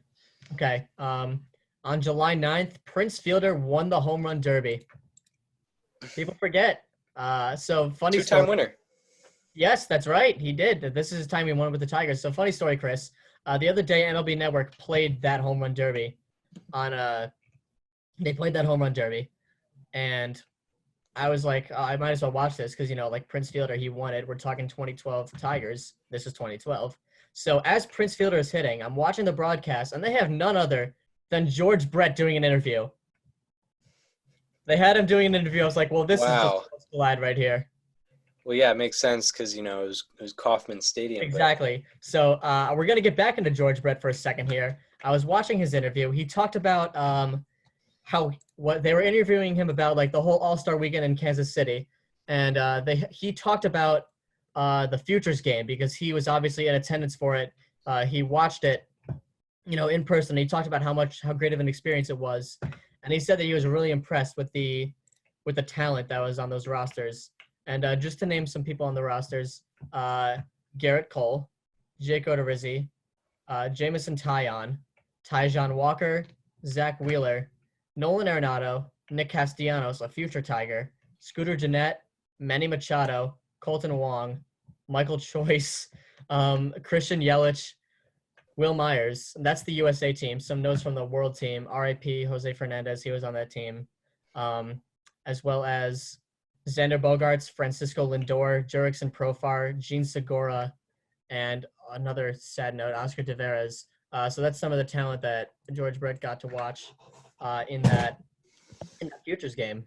Yeah, that's I would be very impressed too if I was there. So the next day, July 10th, Justin Verlander got the start for the AL in the All-Star game. We're not going to talk about how it went. Just kidding. Yes, we are, because there's something I do need to go over. He gave up 5 runs in the first inning. Not great. 3 of those runs were scored on a triple by some guy named Pablo Sandoval. I mean, don't know who he is, but for him to get something like that off Verlander in a big setting, just crazy.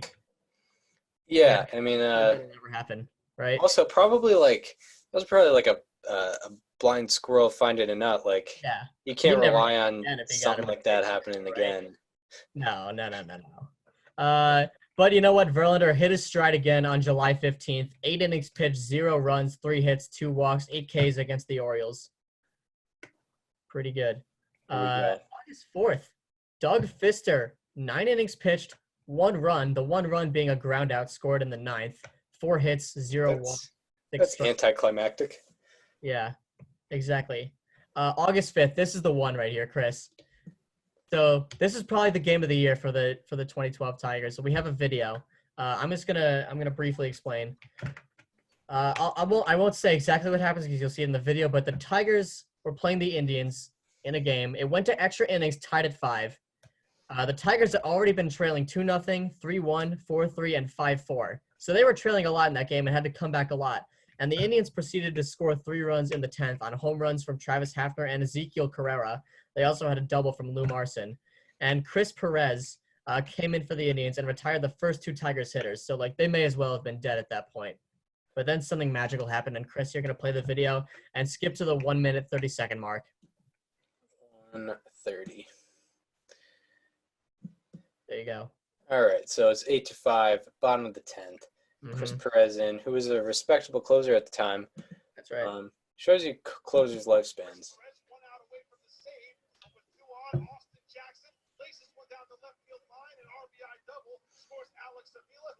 Later, and that makes it an 8-6 ball game. The next man to the plate is Omar Infante. Here's the 2-2. Soft line drive, center field, leads out. We got him out again. Infante gets it done. All of the base. Infante goes 4 for 6 with 3 runs and 3 RBIs. And that sets the stage for the always dangerous Miguel Cabrera.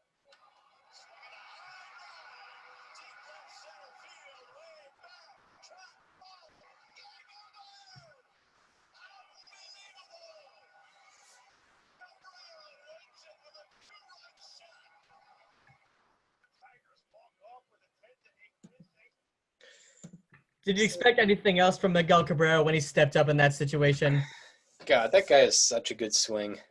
Right?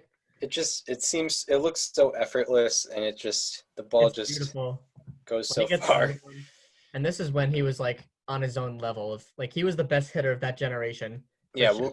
we'll get into the stats later. But Yes, yeah, August 5th, now you're getting a sense of like this team could be something. Yeah. August 15th, the Tigers win 5-1 versus Minnesota. Nothing too crazy happened, but Miguel Cabrera hit his 30th home run of the season. He hit it in the middle of August. No, that's all I had to say there. No juice baseballs either. Not at all. On September 1st, Scherzer went 8 innings pitched, 0 runs, 1 hit. 4 hits, 1 walk, 9 Ks versus the White Sox. And the next day, Verlander followed that up by going 8 innings pitched, 1 run, 4 hits, 2 walks, and 11 Ks. Just back-to-back utter domination days from Tigers starting pitching. On September 18th, 12-2 demolition of the 84 and 63 Oakland A's. AJ Griffin started that day for the A's. Remember him, Chris? Yes, slow curveball. His ERA went from 1.94 to 2.45 that day.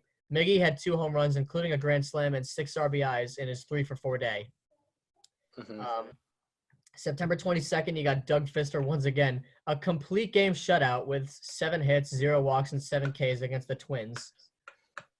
You then have a few days later on September 25th, Anibal Sanchez, 9 innings pitched, 0 earned runs, another complete game shutout. The second complete game shutout from a Tigers pitcher that week, and it wasn't even Verlander or Scherzer. 3 hits, 1 walk, 10 Ks against the Royals. Yeah, it was appropriate that happened because the pitching, like in September, it progressively got better, and in September particularly, the entire staff had a 3.10 ERA, which was their best ERA month-wise. Yeah. And they probably did better as starters. I'm double checking on that, but yeah, go with October 1st. October 1st, the Tigers defeat the Royals 6-3, and they clinch the American League Central. There we go. They're going to fight for another chance, and this could be the year. October 3rd, they shut out the Royals to complete an 88 and 74 regular season, enough to get them to the playoffs and win the division. And there you have it. Those are the highlights from the 2012 Detroit Tigers. It's obviously a turning point there. Yeah, Tigers starters in September, 2.48 ERA. Yep. And yeah, I would guess that probably led all of MLB. It would be good to assume so. It would be good to assume so. You never want to assume things, but make your estimations at home. It's probably what happened. Or at least led the AL. And yeah, it definitely led to some future success. But we're going to take a little deep dive into the statistics of the 2012 Tigers. Justin Verlander heading the rotation yet again, having another spectacular season. And I mentioned it last episode. I believe that Justin Verlander probably, in hindsight, should have won that Cy Young for the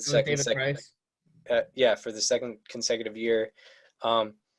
Price had a 2.56 ERA, which was better than Verlander's, but Verlander had a 2.64 ERA and pitched 27 more innings, and had a higher B-WAR and F-WAR than David Price.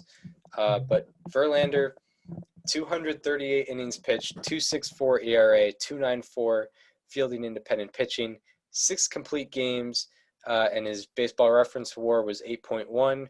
His Fangraphs WAR was 6.9. He also had only 1 month out of the 6, only 1 month with an ERA higher than 3, and even that month was just was in August. It was just a 3.53 ERA. Yeah. So it wasn't even an extremely bad month. It was very good, actually.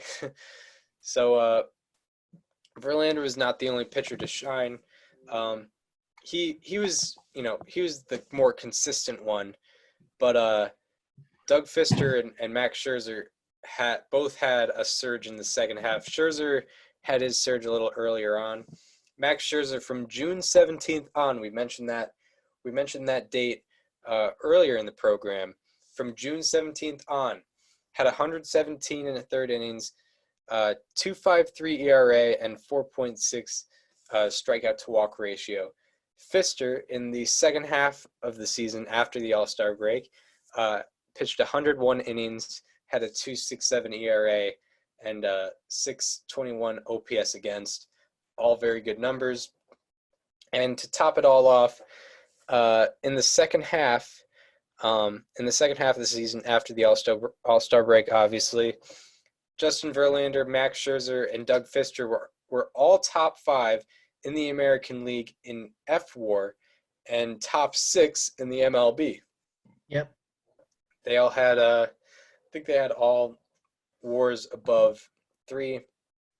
So yeah, those top 3 were great to have, insane to have. All guys that had ERAs under 3 in that second half. And then you also add, on July 23rd, you also add Anibal Sanchez. Anibal Sanchez, since that acquisition, was very good, 3.74 ERA. I mean, not elite level, but still a very productive, at the time, 4 guy, and 3.74 ERA and 74 2/3 innings. The team pitching obviously improved from the first half to the second half. The overall team, 4 ERA in the first half, and then in the second half, they had a 3.5 ERA. And also, they were the only team. Sorry if I talk for too much, voice dries out a little bit. I'll take this one, Chris. I'll take this one. Here we go. They were the only team in the league, in fact, to have 3 pitchers with an above 3 F-WAR, and they had 4 of them. No other team had 3. They had 4. Like Chris mentioned, Justin Verlander had a 6.9 F-WAR. Max Scherzer had a 4.5. Doug Fister, a 3.5. And the guy we haven't even mentioned, Rick Porcello, he put up 3 F-WAR that season. Yeah. Yeah, Rick Porcello, he wasn't a glory, like he didn't have a great ERA, but the guy, as always, innings eater. And particularly about Fangraphs WAR loves innings eaters. You know what's tough? I just realized, so Doug Fister did not qualify for innings that year. He had exactly 161 2/3 innings. Oh, yikes. He needed 1 more out to qualify. That's tough. That's real tough. That's very tough. Man. Literally 1 more out. Mm-hmm. Yeah, at some point, like sometime like in May, Jim Leland He was just probably took him pulled him out. from like a day game too early. He Yeah. probably could have gotten that 1 extra out. Even if he gave up like another like 1 or 2 runs, he still could have gotten that 1 out and qualified. So yeah, obviously the pitching kind of led the way in a way, but the offense was still very good. The pitching was more highlighted in the postseason, but we'll get to that later. Obviously, there was one batter in particular that stole the show. If you think 2012 Tigers, you think Miguel Cabrera, you think Triple Crown. Triple That's Crown, right. First person to do it since Yaz. Yeah, first to do it since Yaz. And for those unaware, that was in 1967. So it had been 45 years since a Triple Crown winner. And Miguel Cabrera was able to do that. And no one's done it since either. Yeah, and that was... Mickey almost did it again the next season. If it wasn't for Chris Davis and his 53 home run year, he would have done it again the next year too. Yeah. And that's Chris Davis with a C, by the way. Yes. Shockingly enough. Yeah, because it is funny because Chris Davis with a K kind of messed with JD Martinez. And yeah, you're right. You're right. Yeah, so it's different Chris Davises with the Triple Crown. But yeah, that was also thanks. Miguel Cabrera had from July 4th on had 28 home runs and 74 RBI, if I'm remembering correctly. I mean, Yeah. he definitely turned it on in that from July 4th on, and he wasn't the only guy in that Tigers lineup to do it. Miguel Cabrera and Prince Fielder from July 4th on were top two in the AL in OPS. Miguel Cabrera had a 1090 OPS from July 4th on, and Prince Fielder had a 1023 OPS from July 4th on. Miguel Cabrera obviously wins the MVP, Triple Crown, and beat a guy out named Mike Trout. There's a conversation to be had with that MVP race, but this is a pro Miggy episode, so we'll hold off. But Miguel Cabrera, if you win a Triple Crown, like, come on, it's tough. What more could you possibly do? You could be Mike Trout. Yeah, but that was Mike Trout rookie. Yeah, that was Mike Trout rookie. People weren't expecting it out of him at that point.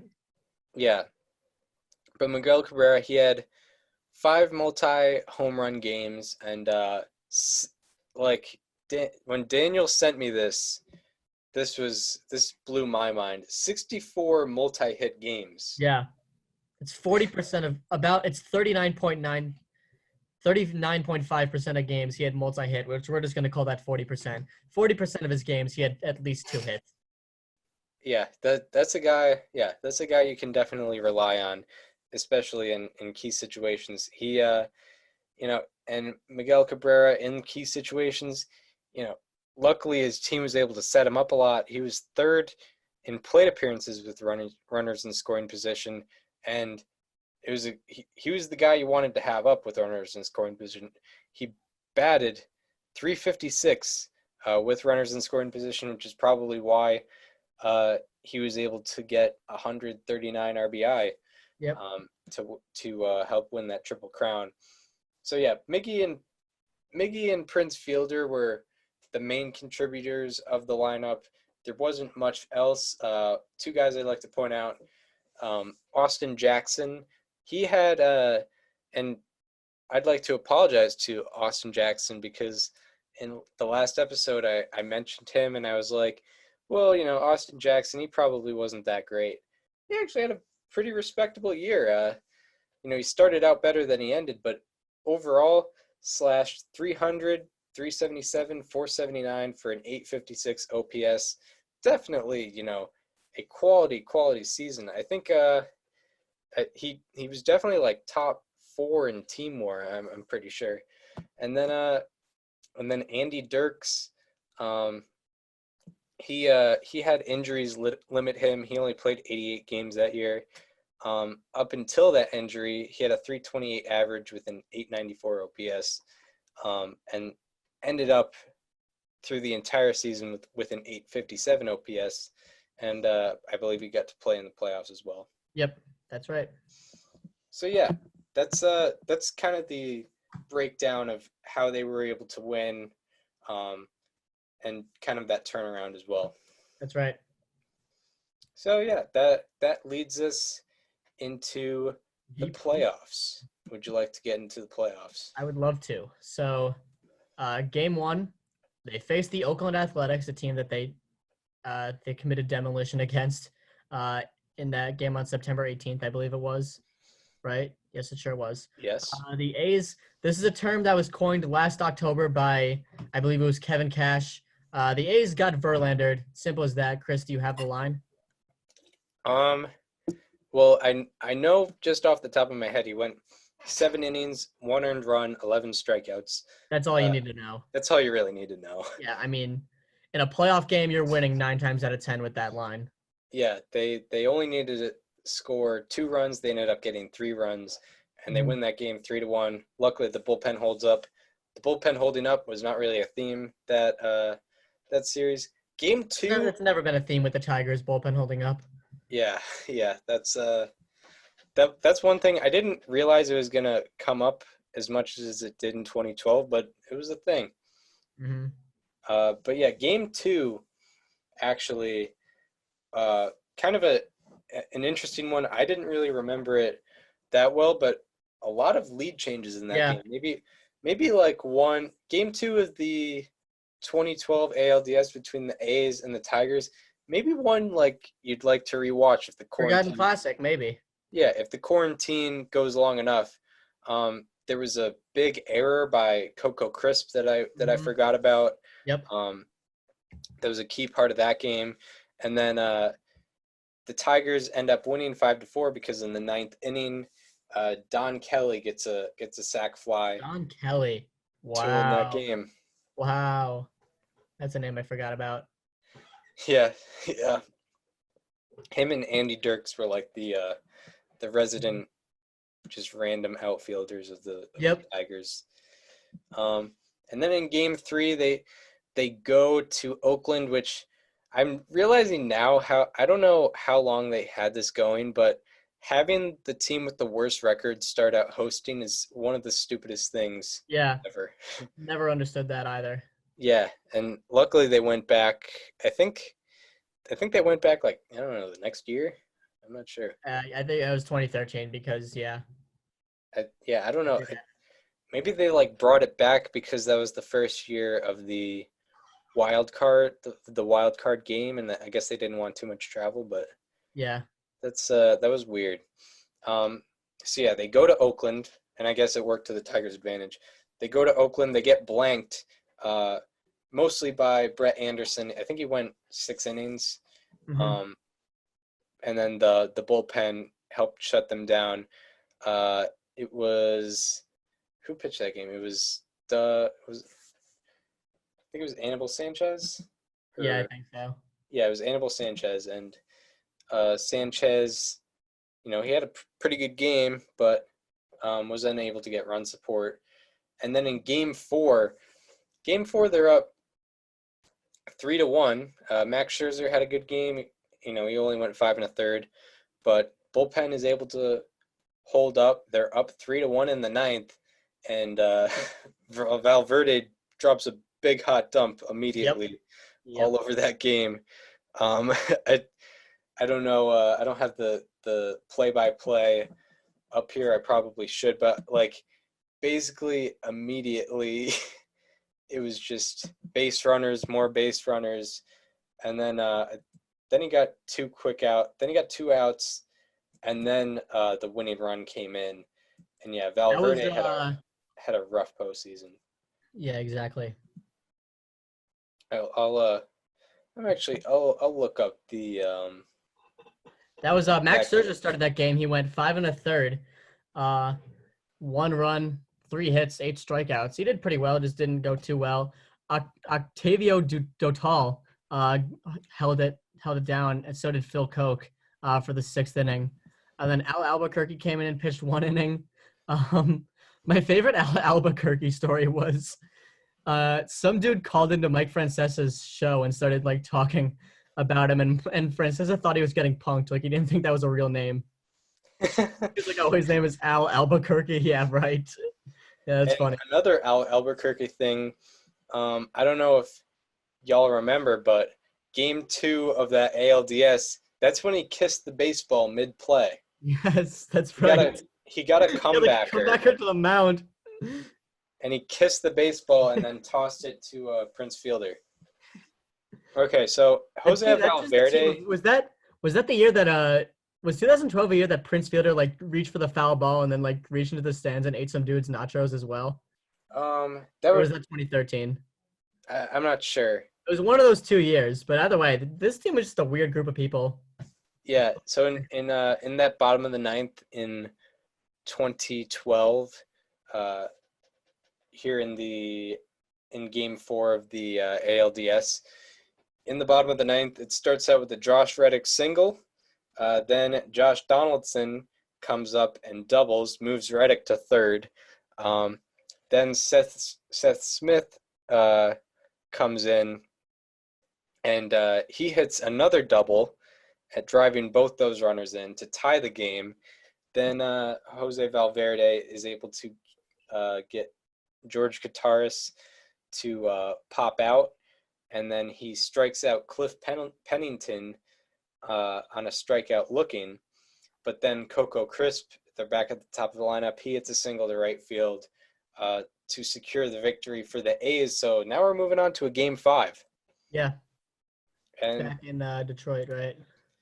no, No, it's still in Oakland. I'm sorry. it's still in Oakland because of the stupid Yeah, I forgot stupid about rule. But yeah, the obviously you're mad that you're in this situation, but luckily, I mean, I feel like in a situation where you blow the clincher, I think you don't really come back from that a lot of the time. that. Yeah, and Think about it, like the I guess the counter example would be the 75 Reds. They blew a yeah, 3-run lead in Game 6 and then they won Game 7, but you think about like the 86 Red Sox, they blew a couple leads in Game 85 6. Cardinals, like we just talked about. Yeah, 85 Cardinals, the 2011 Rangers. That's Sorry the to one mention I was that just again. about to say. But the Justin Verlander went out and did it. Another complete game shutout, Chris. Yeah, CG shut piece, 9 innings, 4 hits, 1 walk, 11 strikeouts, No runs. and an 89 game score, which I Crazy. don't know. I'm not very I don't It's have good. a great We grasp. haven't touched on game score too much on this show, but that's good. Yeah, the average game score is like 50 something. But yeah, Justin Verlander, he actually set the ALDS record for strikeouts at the time, and guess who that got recently? Who recently broke that up? Let me hear it. Garrett Cole. It was Garrett Cole. Fair enough. Yep. Yeah, it was Garrett Cole who he got 25 strikeouts in the most recent ALDS. Verlander had 22. If there was an ALDS MVP, it's definitely going to Verlander. Yeah. But Tigers starters in that series, also not to mention the Tigers won that game 6-0, so they had a bit of a lead late in the game. But Tigers starters as a whole in that series, 34 2/3 innings, 5 earned runs. That's a 1.30 ERA, 29 hits, 10 walks, and 41 strikeouts.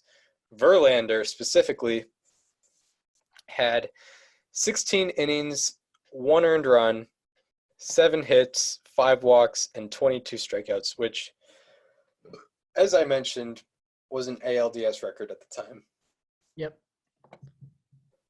So they're the 3 seed at the time. They have to go over and To New face the 1 seed who had just battled the Orioles in a 5-game series.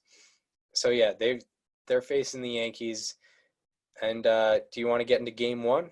Yeah. So game 1, unfortunately, was this the game when Derek Jeter tore his ACL or whatever it was? Yeah, this is when it happened. Yeah. That, I mean, obviously you never want to compete against a team without their best guys. You want your best versus my best. But in that game, the Tigers won 6-4 in 12 innings. The Yankees, in fact, scored 4 runs in the 9th. All 4 of the runs the Yankees scored were in the 9th inning. Valverde could not do it that postseason, really. Yeah. Yeah, it was the game tying home run was Raul Ibanez. Yes. Yeah. And I mean, Yankee Stadium was a rockin', but Tigers ended up actually pulling it out because of partially, I guess, it did happen with like 1 out. There was a kind of a misplay on Nick Swisher's part in right field. Yeah. There was a line drive. He didn't, I guess, take the most efficient route to it. But I think the Tigers If would Statcast was around, it would not have been a good route efficiency. Yeah, it was probably like in the 50s or something. But yeah, he kind of misplayed it. But I think if he even played it right, I think the Tigers probably still win that game because that was pretty early in the inning. So yeah, now they've stolen a game on the road. It's 1-0 in the Bronx, and then they get Anibal Sanchez on the mound for Game 2. And yeah, a shutout 4-0 win. The runs coming from a Delman Young RBI. It was 0-0 until the top of the 7th. Delman Young hit an RBI ground out. Then Avisel Garcia, believe it or not, he played for this team for a little bit. He hit an RBI single to make it 2-0, and then Miggy hit an RBI single to make it 3-0. This was, let's see, Sanchez went 7 innings, 3 hits, 3 walks, no earned runs, 7 strikeouts. And then Phil Koch went 2 innings. I guess that's what happens when you don't have Valverde out there. Yeah, and Hiroki Kuroda was doing his absolute best. He was perfect through 5 innings. Had this relief. And then Hiroki Kuroda was perfect through 5, and then he allowed a base runner in the 6th. He eventually got taken out, and then I think he got taken out in the 7th. And then there was a failed double play that resulted in a run for the Tigers. Robinson Cano couldn't handle a transfer, and Tigers score there. And then, as you mentioned, the relief, the singles and Boone Logan, Jabba Chamberlain, and Clay Rapata combined. All 3 of them combined to pitch a whopping 0.0 innings. All 3 of them couldn't get it out. They each faced 1 batter, couldn't get it out. And let's see, Logan and Chamberlain both gave up hits. Rapida gave up a walk and then left. And then finally, Cody Epley came in and got 4 outs to stop any further damage. But I mean, it was already done. 3-0 Tigers win. When it was 2-0 going back to I remember this personally. When it was 2-0 going back to Detroit, I knew it was over. Like, especially not having Derek Jeter. Yeah, it just seemed felt like destiny. Bleak. These were like, and that was without Verlander even pitching. Yeah, and that was those Yankees were like, that was the last good team to come out of that that crop of like new free agents Teixeira, Cano, Sabathia. Granderson, Sabathia was on a few good teams after that. Yeah. Russell Martin was on that team. Ichiro was on that team. Eric Chavez, Raul Ibanez, Eduardo Nunez was on that team. Yeah. He started in one of these games. He hit a home run. Yeah, he did. He did hit a home run. But yeah, that leads us into Game 3, where the Yankees got Verlandered. Although I don't know if you'd call it a Verlandering, because Verlander kind of pitched to contact in this one. He only struck out 3 batters. Was this the game where Donald Trump famously tweeted like the Yankees look terrible against Verlander, and that's been like reused like every time they face the Astros in the playoffs now? Oh, I'm not very aware. I'm pretty sure it is, because I remember I see that tweet every October when the Yankees play the Astros. It's like the Yankees look terrible against Verlander. What are we doing here? And it was this game. Yeah, that's funny. And yeah, I think Trump is a Yankee, would technically be a Yankees fan too. I mean, he was at the famous Carlos Beltran game in 2006, though. Oh yeah, I mean, I guess he's just kind of. He's kind of just a New York baseball guy. He's just a TV sports guy. Yeah, or like he's probably a fan of whoever's playing in the swing states now, just strategically. Yeah. Yeah. Go Indians. Go Reds. Go Indians and Reds. Yes. Let's go. Go Phillies and Pirates. Go Marlins and Rays. And Rays. The only person in the world saying that. Yeah. For either side. So that's Game 3. The Yankees lose 2-1. Eduardo Nunez hit a home run in the 9th. That was the only Yankees run. And then the absolute nail in the coffin was Game 4. There was absolutely no life shown from the Yankees, like from the jump. Yeah, it was. Oh, great. It was delayed because of rain one day, so the Yankees' fate lasted one extra day. It was Scherzer versus Sabathia. This game was a big yikes. The Yankees had 2 hits. One of them was a Nick Swisher RBI double. Yay. Eduardo Nunez was like the best hitter for the Yankees in this series. Yeah, not enough people are talking about this. he had a 1.5 OPS, 1,500. Pretty good. Oh yeah. Love to see that. Delman Young won MVP of the ALCS. He hit 353 with an 1186 OPS. Yeah, in this 6 RBI as hit well. an RBI single in the first. Avi Garcia hit a RBI single in the third. Miggy and Johnny Peralta both homered in the fourth. Austin Jackson homered in the seventh, and Peralta homered again in the eighth. Yeah, it was all Tigers in that game. And that's Yeah. it. The Tigers are going to the World Series. As you mentioned, Delman Young was the MVP. He had 353 with 1186 OPS, 2 home runs, 6 RBI. Johnny Peralta actually had a higher OPS by 13 points, but only got 3 RBI, but also 2 home runs. So I guess those guys were in contention. The Tigers, I guess contrary to a position player winning the MVP of that series, the Tigers starters combined 27 and a third innings, 2 earned runs, 14 hits, 9 walks, and 25 strikeouts. In the ALDS and ALCS combined, you combine those 2 series, the Tigers starters had a 1.02 ERA through 62 innings. Yeah.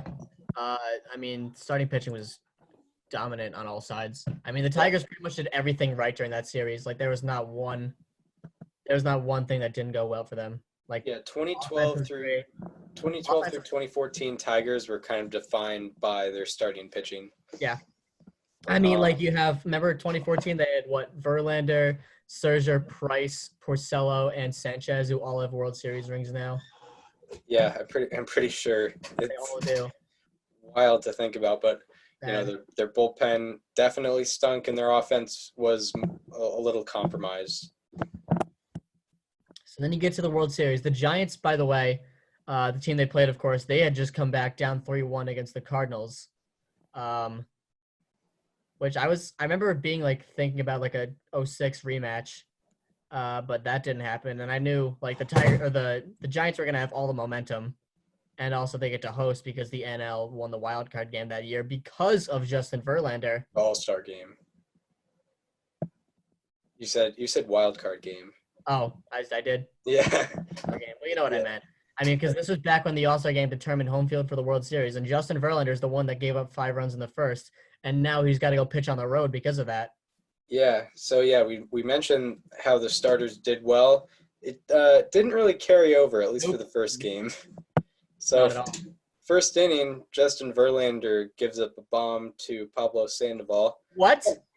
Yeah. Kind of The guy who got him in the All-Star game? Yeah. No way. I don't know if you guys remember. I hope you took note of that name earlier in the episode. But, yeah. Well, he only got him once. You can recover from that, right? Well, unfortunately, in what I believe was his second plate appearance, it was his second plate appearance, right? Yes. Pablo Sandoval takes him deep again. Again. Yeah. And Barry Zito also hit an RBI single in this game too, as the starter. It was a rough day for Verlander. I think he went 4 1/3.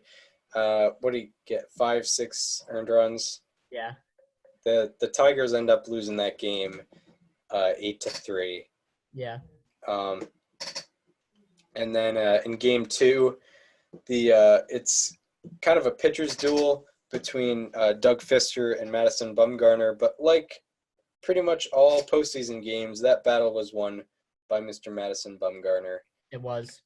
I think 7 innings pitched, 2 hits, 0 runs, 2 walks, 8 strikeouts. Yeah. So. And Santiago Casilla and Sergio Romo finished off the deal. Yeah, the one chance at a run, I actually rewatched this game just because I was on a Bumgarner binge, I guess. I'm trying to watch a lot of his postseason performances. There was a double by I forget who, but Fielder tried to score from first and he got thrown out at the plate. No. So that was really their only shot at getting a run in that game, and they did not end up getting a run in that game. And then the series goes back to Detroit, so at least they don't have to go on the road for a 2-0 lead. They have the home field advantage now, but the offense continues to disappoint. They get shut out again. Same score. Same score. And those 2 runs, instead of being scored in the later innings, they were scored in the 2nd inning. Yeah. Gregor Blanco, that's a name you may have forgot existed. He had an RBI triple, and then Brandon Carver did an RBI single to bring him in. And that was all the scoring for the game. This was Ryan Vogelsong, who started this game. 5 2/3, 5 hits, 0 runs, 4 walks, and 3 strikeouts. Not exactly the best line, but 0 earned runs is 0 earned runs. Tim Lincecum, the freaky franchise, as they call him on ESPN, comes in 2 1/3, 0 hits, 0 runs, 1 walk, 3 Ks. And then Sergio Romo finished it out 1 scoreless inning. Yeah. Romo was the closer of that team. Yep. But yeah, the offense just unable to show up again. And by the way, Ryan Vogelsong, if you don't know his story, just like look it up. It's a pretty crazy story actually of like how he got to the big leagues. It's not one you're going to hear from anyone else. Yeah. But it is not a Ryan Vogelsong show. We'll get to that on another day. Actually, we definitely will get to that on another day. Probably, yeah. I know that for a fact. So, Game 4. 4 rolls around. Game 4, the Tigers aren't laying down in this one. No, they're not gonna get shut out again. In fact, they scored 2 in the 3rd and 1 in the 6th. Let me see. It was Miggy homered, Delman Young homered, and that was their scoring for the night. Yeah, and I rewatched this game as well just to it was before I knew that we were doing this team. It was just out of curiosity, I guess. that Miggy home run, it was to right field, and wind really helped that one out a lot. So I guess God was trying to help the Tigers as much as he could, especially. I remember I was in 6th grade when this series happened. Yeah, and I remember this was the postseason where I acquired the app MLB Preplay. Oh, nice. Nice. I was a year late on that one, I guess, then. Yeah. I got it from an ad on during the ALCS pregame. Okay. Yeah, and I think that must have been like the only time that ad ever aired on that network. I don't even remember how I saw it, but it was on Nessun, I think. Maybe. All right, fair enough. Yeah, it's a minor app. We should probably get into that later, but that is potentially how we first met. Possibly, but we did probably, but not really. But yeah. But yeah, the Tigers, they have life. Delman Young, noted postseason hero. I think did you mention he had a home run or didn't? I did. In the 6th. Yeah, he has a home run. That made it 3-3, and it goes into extra innings. But in the top of the 10th, Marcos Scudero gets a single to drive in, I believe, Brandon Crawford. Yep. And that makes it 4-3. Then in the bottom of the 10th, no, I'm sorry, it was Ryan Theriot. Ryan Theriot. Theriot. It was Ryan Theriot. It's spelled Theriot. Or yeah. I don't know. It must be like a French. I haven't heard that name in years, and I literally forgot it. All right, listen. I'm sorry. It was with 2 outs too. Yeah, clutch hitting by the Giants.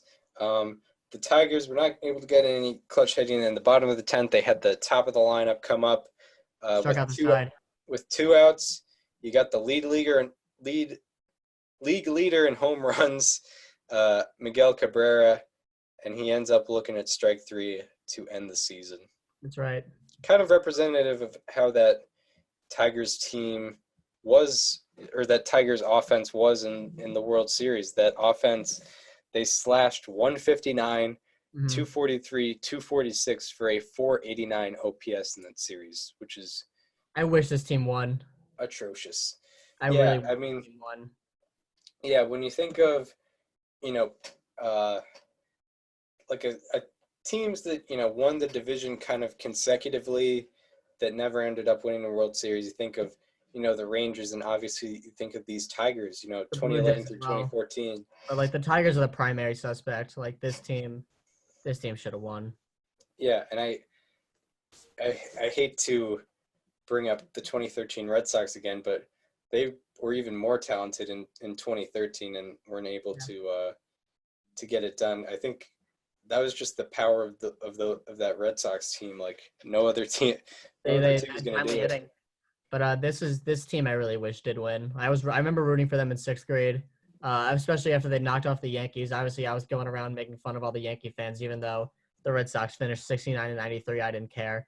They got absolutely embarrassed by the Tigers, Mm-hmm. and I made sure everyone knew. And I mean, unfortunately, some things aren't meant to be. But this team, although this team lost in the World Series and was quite literally embarrassing in it, that does not define their legacy. This is one of the most fun teams literally ever, especially in recent history. Like this team was still really good. They were a nice underdog story for a while. They were the 3 seed in the postseason for the AL. They were under 500 as late as July. They were 3 games out of the division with 16 games left. This team had to fight to earn the right of getting to the World Series or even just getting to the playoffs, and they stood up to the challenge. And I think that should be this team's legacy. Yeah, and you talk about it, also a team loaded with talent. You've got probably 3 Hall of Famers on this team. Yeah. You have Miggy, Justin Verlander, and Max Scherzer. I believe. And Prince Fielder was on a trajectory for that mark too. Yeah, and unfortunately injuries halted that. And you got Justin Verlander in his prime. You've got the surge of Max Scherzer, probably a run that kind of, the next year he wins the Cy Young, and this 2012 season kind of helped that. He kind of figured things out in the 2012 season. Yeah. And you've got Miguel Cabrera's best season ever. You did. The Triple Crown. I mean, one of the best seasons in recent memory. Yeah, first Triple Crown in 45 years. Yeah, definitely a very fun team that probably doesn't get recognized by shows that aren't the show to be named later. Exactly. So that is our 2012 Tigers ode. A great team. Really wish they won it all, but nonetheless, a team that will go down in history in Detroit. Yes. Are we ready to pick our schedule for next week? Yeah. So all right. I'll go first. We'll pick the numbers. Yeah. Let me pull up the Google Doc. All right. I'm excited. This is going to determine the rest of the whole next week. Yeah, I get excited. Yeah, this is probably the most exciting part of the episode, honestly, because we love doing the research. It's a surprise. Like I have 30 teams listed here, and I'd love to do all 30 of these teams. Yeah, we'd love baseball to be back, but it's not like we're not excited about doing these 30 teams and 30 players. All right, I have the list pulled up. What number do you want to pick? 15. 15. We are going with the 19. I don't know what year. We'll find out next week. In short, Joe Morgan. Joe Morgan. All right. Morgan. One of the best second basemen of all time. Yeah. All right. I love that. All right, Chris, your turn. I'm not going to pick the same number because I guess that would just defeat the purpose of everything. So I'm going to go with 23. 23? Oh, this is perfect, Chris. This is amazing. We are going to do the 1990 Cincinnati Reds. Oh, what are the odds? We have a Reds fans. Next week is your show. Hell yes. No way. Our Reds listenership is about to blow through the roof. Absolutely. So next week, Joe Morgan and the 1990 Cincinnati Reds. Yeah, the Nasty Boys. Yeah, the 1990 Reds. When you think of World Series Reds team, you don't really think of 1990, but we're definitely going to get into why we are going to think of them very much so. Yeah, definitely excited. This ran about 2 hours. Yeah, I said we were going to do it 2 hours. I kind of doubted it at first, but yeah, this is life fun. now. Yeah. All right. Hey, Chris, there's an MLB Network documentary solely about the 1990 Reds.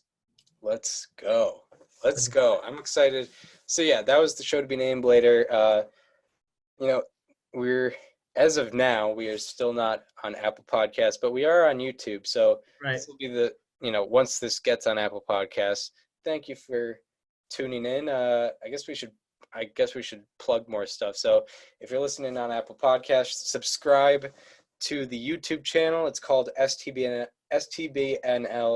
with Chris Gianta and Daniel Curran. That's right. And then follow me on Twitter at Chris_Gianta. Follow Daniel on Twitter at Daniel_Curran. That Curran is with an E, not an A. C-U-R-E-N. Contrary to the popular belief that it's C-U-R-A-N. Yeah. No. And I don't think we have anything. That just anything about else. wraps it up. Yeah, and that wraps it up. We'll see you next week, where we will be talking about Joe Morgan, mutually exclusive Joe Morgan, and the 1990 Reds. See you next time.